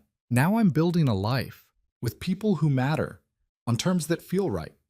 She glanced at Ethan across the room, who was attempting to tie a tie while Maya provided unhelpful commentary. It's messier than running a corporation, but it's real. The ceremony itself was simple and perfect in the way that mattered. The community garden was filled with neighbors who'd become friends. Marcus officiated with surprising eloquence.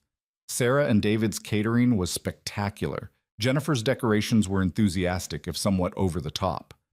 When it came time for vows, Adriana went first. She'd written something traditional, then scrapped it that morning and decided to speak from the heart. Ethan, a year ago I was hiding from the world, building walls, avoiding connection.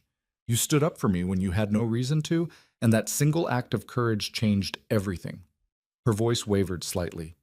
You showed me that being strong doesn't mean being alone, that building something real requires vulnerability, that family isn't about perfection. It's about showing up every day and choosing each other. She looked at Maya, who was standing next to Ethan with the rings.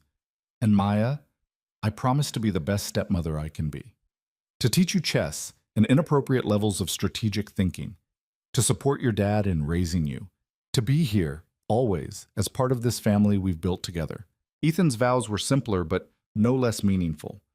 Adriana, you're the strongest person I've ever met. Not because you built a company or have more money than I can comprehend, but because you had the courage to walk away when something wasn't right. To rebuild your life from scratch. To let me and Maya into that life, even when you were scared. He took her hands. I promise to be your partner in building whatever comes next. To support your work with the foundation. To call you out when you're being a control freak. To remind you that you're allowed to be imperfect and human. And to love you exactly as you are, not as some idealized version you think you should be. There wasn't a dry eye in the garden by the time they exchanged rings.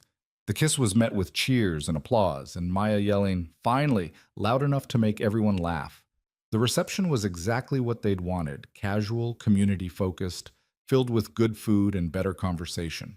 People danced badly to music from someone's phone. Kids ran around the garden unsupervised and completely happy. Neighbors who'd been strangers a year ago laughed together like old friends. Late in the evening, when things were winding down, Ethan found himself standing at the edge of the garden with Marcus Peterson. They watched Adriana teaching a group of kids how to dance, Maya right in the middle of it, all of them laughing at their collective lack of rhythm. You did good, Marcus said. Both of you. What you built here. We didn't build it alone. No, but you started it. Gave people permission to stand up, showed them it was possible. He paused.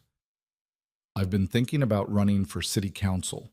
There are HOA reform laws that need passing, oversight mechanisms that need implementing. Figured someone should make sure what happened here doesn't happen elsewhere. You'd be good at that. Maybe. Figured I owed it to try, because of what you and Adriana showed me, that fighting back is possible. That change doesn't require superhuman courage, just regular people willing to stand up together. Ethan thought about that. About how a single decision at a block party had cascaded into a community transformation, a nonprofit foundation, and now potentially municipal reform. About how courage was contagious in the best possible way. Let me know if you need anything, Ethan said. Campaign support, technical expertise, whatever. Just keep doing what you're doing. Keep being proof that good things can come from fighting the right battles. Later, when the last guests had left and the garden was quiet, Ethan and Adriana walked home through the streets of Ridgemont Heights, with Maya between them, holding both their hands. That was a good wedding, Maya announced. Not perfect because the cake was kind of dry, but good. High praise from our most demanding critic, Adriana said. I'm not demanding, I'm thorough. There's a difference. Where have I heard that before? Ethan asked. They reached their house, officially their house now, in every legal and emotional sense. The porch light was on, welcoming them home. Inside, their lives were intertwined in ways that would take effort to separate. Books on shelves, photos on walls, the accumulated evidence of shared existence. Maya went straight to bed, exhausted from the excitement. Ethan and Adriana stood in the doorway of her room, watching her fall asleep. We did it, Adriana whispered. We did. I mean, all of it. Survived Richard, built the foundation, created this family, actually committed to something permanent. Having regrets already? No.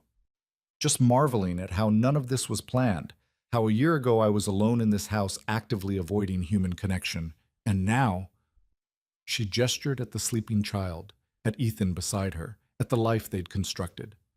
Now I have this.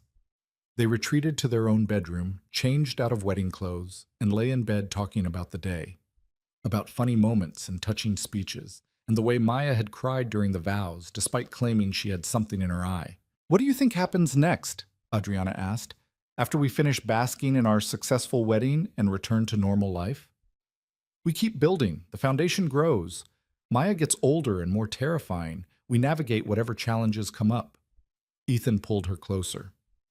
We do what we've been doing, just with legal paperwork now. That's very romantic. I'm a structural engineer. Romance isn't my strong suit. You're better at it than you think. She was quiet for a moment. Thank you. For what? For standing up at that block party. For not walking away when things got complicated. For seeing me as a person instead of a billionaire or a project or a problem to solve. She turned to face him. For giving me permission to build a life that actually feels like mine. You gave yourself permission. I just stood next to you while you did it. That's all I needed. Someone to stand next to me. They fell asleep like that, tangled together in the comfortable way of people who'd learned each other's bodies and habits. Outside, Ridgemont Heights slept peacefully. The community garden rested under moonlight, evidence of collective effort and shared victory. The Foundation's work continued in communities across the country, helping people fight back against their own versions of Richard Vance. But in that bedroom, in that moment, the world narrowed to just two people who'd found each other in chaos and chosen to build something permanent. Who'd learned that courage wasn't about being unafraid, but about being afraid and doing it anyway. That family wasn't about perfection, but about showing up consistently. That love wasn't a feeling that happened to you, but a decision you made every day. 3 years later, Ethan stood in the same community garden at another event. The Foundation was hosting a conference on HOA reform, bringing together activists and lawyers and affected homeowners from across the country. Marcus Peterson was there as a newly elected city councilman, having successfully passed 3 pieces of reform legislation. Carol Winters ran a support group for people recovering from HOA abuse. Sarah Chen had become the Foundation's volunteer CFO. Adriana was on stage, speaking to a crowd of over 300 people about the importance of community organizing and sustained resistance to corrupt authority. She was confident now in a way she hadn't been at the Foundation launch. Still got nervous, still reorganized her office before big speeches, but had learned to channel that anxiety into effective advocacy. Maya, now 11 and somehow even more terrifying than at 8, sat next to Ethan in the front row, live tweeting the conference with commentary that was way too sophisticated for her age. She's really good at this, Maya said, nodding at Adriana on stage. Yeah, she is. You're both really good at this, the whole fighting corruption and building community thing. She looked at him. I want to do this when I grow up. Help people fight back against bullies with power. That's a good goal. I know. I've been thinking about it a lot. She returned her attention to her phone, typing rapidly. Also, Emma and I are starting a student advocacy group at school. The dress code is super sexist and we're organizing a protest. Does your principal know about this? Not yet. We're building coalition support first, just like you and Adriana taught me. Ethan watched his daughter plan her middle school revolution and felt something like awe. This was what they'd built, not just a foundation or a marriage or a community, but a legacy. Proof that standing up mattered, that regular people could fight back against corruption and win, that courage was teachable and contagious. After the conference, they walked home together through Ridgemont Heights. The neighborhood had continued evolving. More families had moved in, attracted by the genuine community rather than just the property values. The HOA was functional but not oppressive, focused on actual community needs rather than arbitrary power. Richard Vance had served 3 years and been released on parole. He'd moved to a different state, and nobody in Ridgemont Heights spent much time thinking about him anymore. He'd been reduced from tyrant to cautionary tale, a reminder of what happened when power went unchecked. That evening, the 3 of them had dinner together like always. Maya narrated her protest plans with the kind of strategic thinking that suggested she'd been paying attention to everything Ethan and Adriana had done. They offered suggestions, playing devil's advocate, helping her refine her approach. After Maya went to bed, Ethan and Adriana sat on their back deck with wine and the comfortable silence of people who'd built something that lasted. "She's going to change the world," Adriana said. "She learned from the best." "We didn't change the world. We just changed one neighborhood and started a foundation. We showed people that fighting back was possible, that corruption doesn't have to be tolerated, that community matters more than hierarchy." Ethan took her hand. "That's not nothing." "No, it's not nothing." They sat in the gathering darkness, thinking about the past 3 years and all the small victories that had accumulated into something significant. The foundation had helped over 200 communities. Municipal reform laws had passed in 7 states. Lives had been changed in ways both measurable and invisible. But the real victory was smaller and more personal. It was sitting on this deck with someone he loved, in a house that felt like home, having raised a daughter who understood that justice was worth fighting for. It was the life they'd built not despite the chaos, but because of it. "I'm glad you stood up at that block party," Adriana said quietly, "even though it complicated everything and nearly destroyed both our lives." "Me too." "Really? You don't sometimes wish you'd just stayed out of it, kept your head down like you'd been doing?" Ethan thought about that version of himself. The one who'd been hiding behind routine and isolation. The one who'd convinced himself that safety meant avoiding conflict. The one who'd been slowly disappearing into a life that looked functional but felt empty. "No," he said, "because that person wasn't really living. He was just surviving. And there's a difference." "What's the difference?" "Living means being willing to fight for things that matter. To stand up even when it's scary. To build connections even when they might break." He looked at her. "Surviving is just going through motions. Living is actually being present for all of it. The good, the bad, the complicated." Adriana leaned her head on his shoulder. "That's very philosophical for someone who claims to just be a structural engineer." "I contain multitudes. You've mentioned. They stayed there until the wine was gone and the night air got cold.